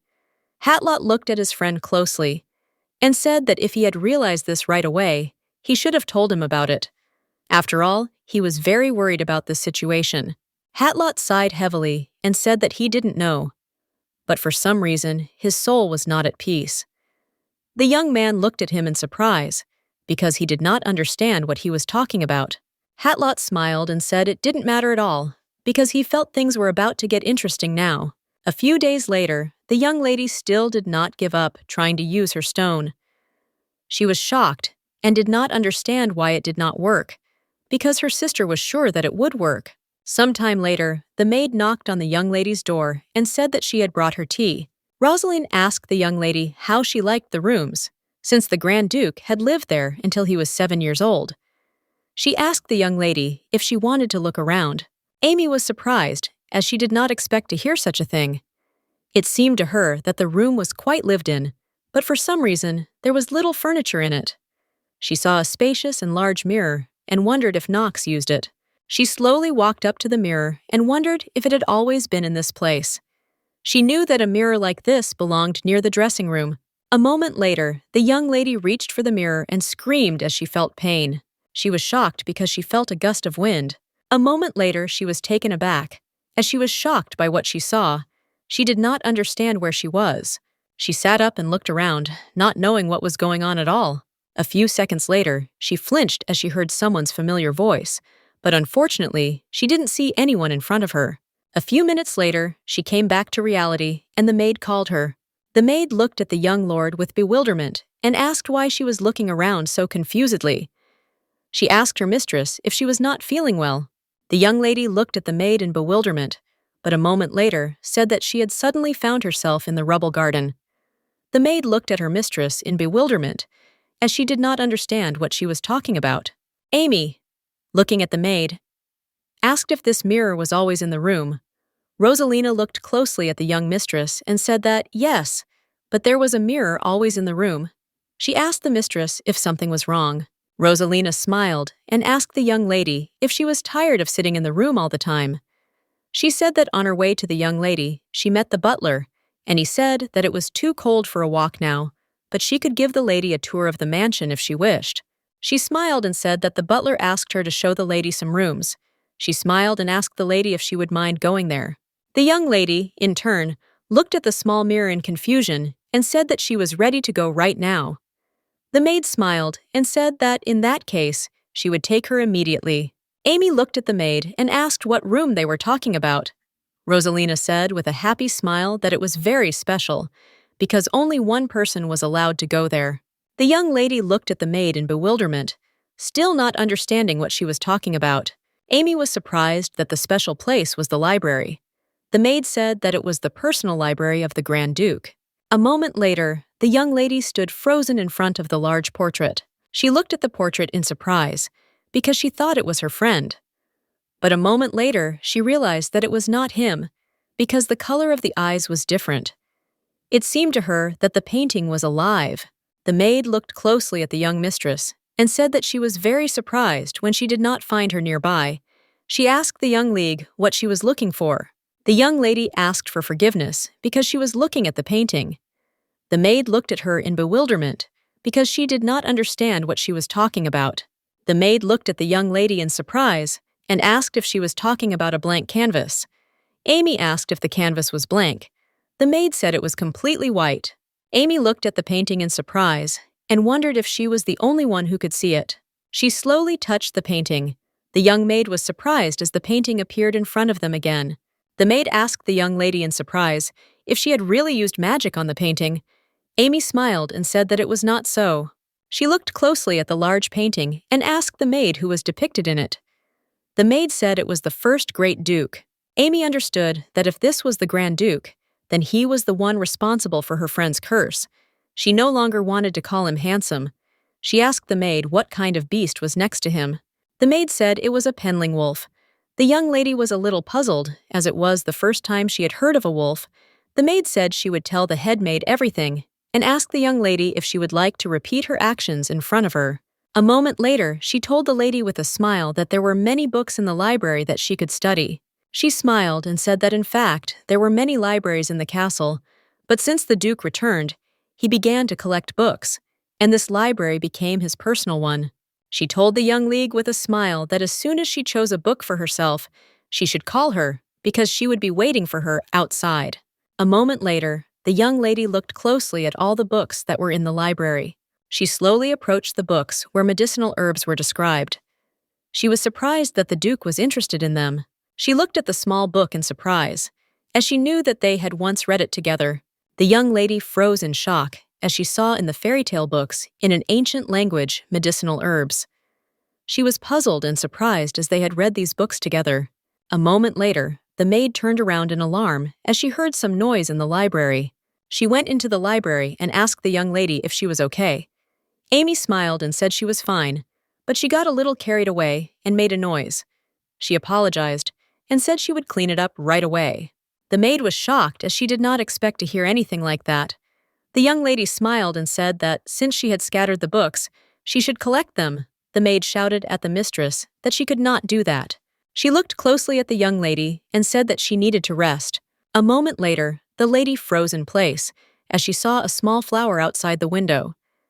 It seemed to her that she had seen it somewhere before. She was shocked because she remembered that the young Duke was poisoned with this flower several years ago. She was surprised because she did not understand how a flower from their forest could end up in the estate. Amy looked at Rosalind and, taken aback, asked if it was really a garden. Rosalind, in turn, said that it was not only a garden because they grew special herbs in it.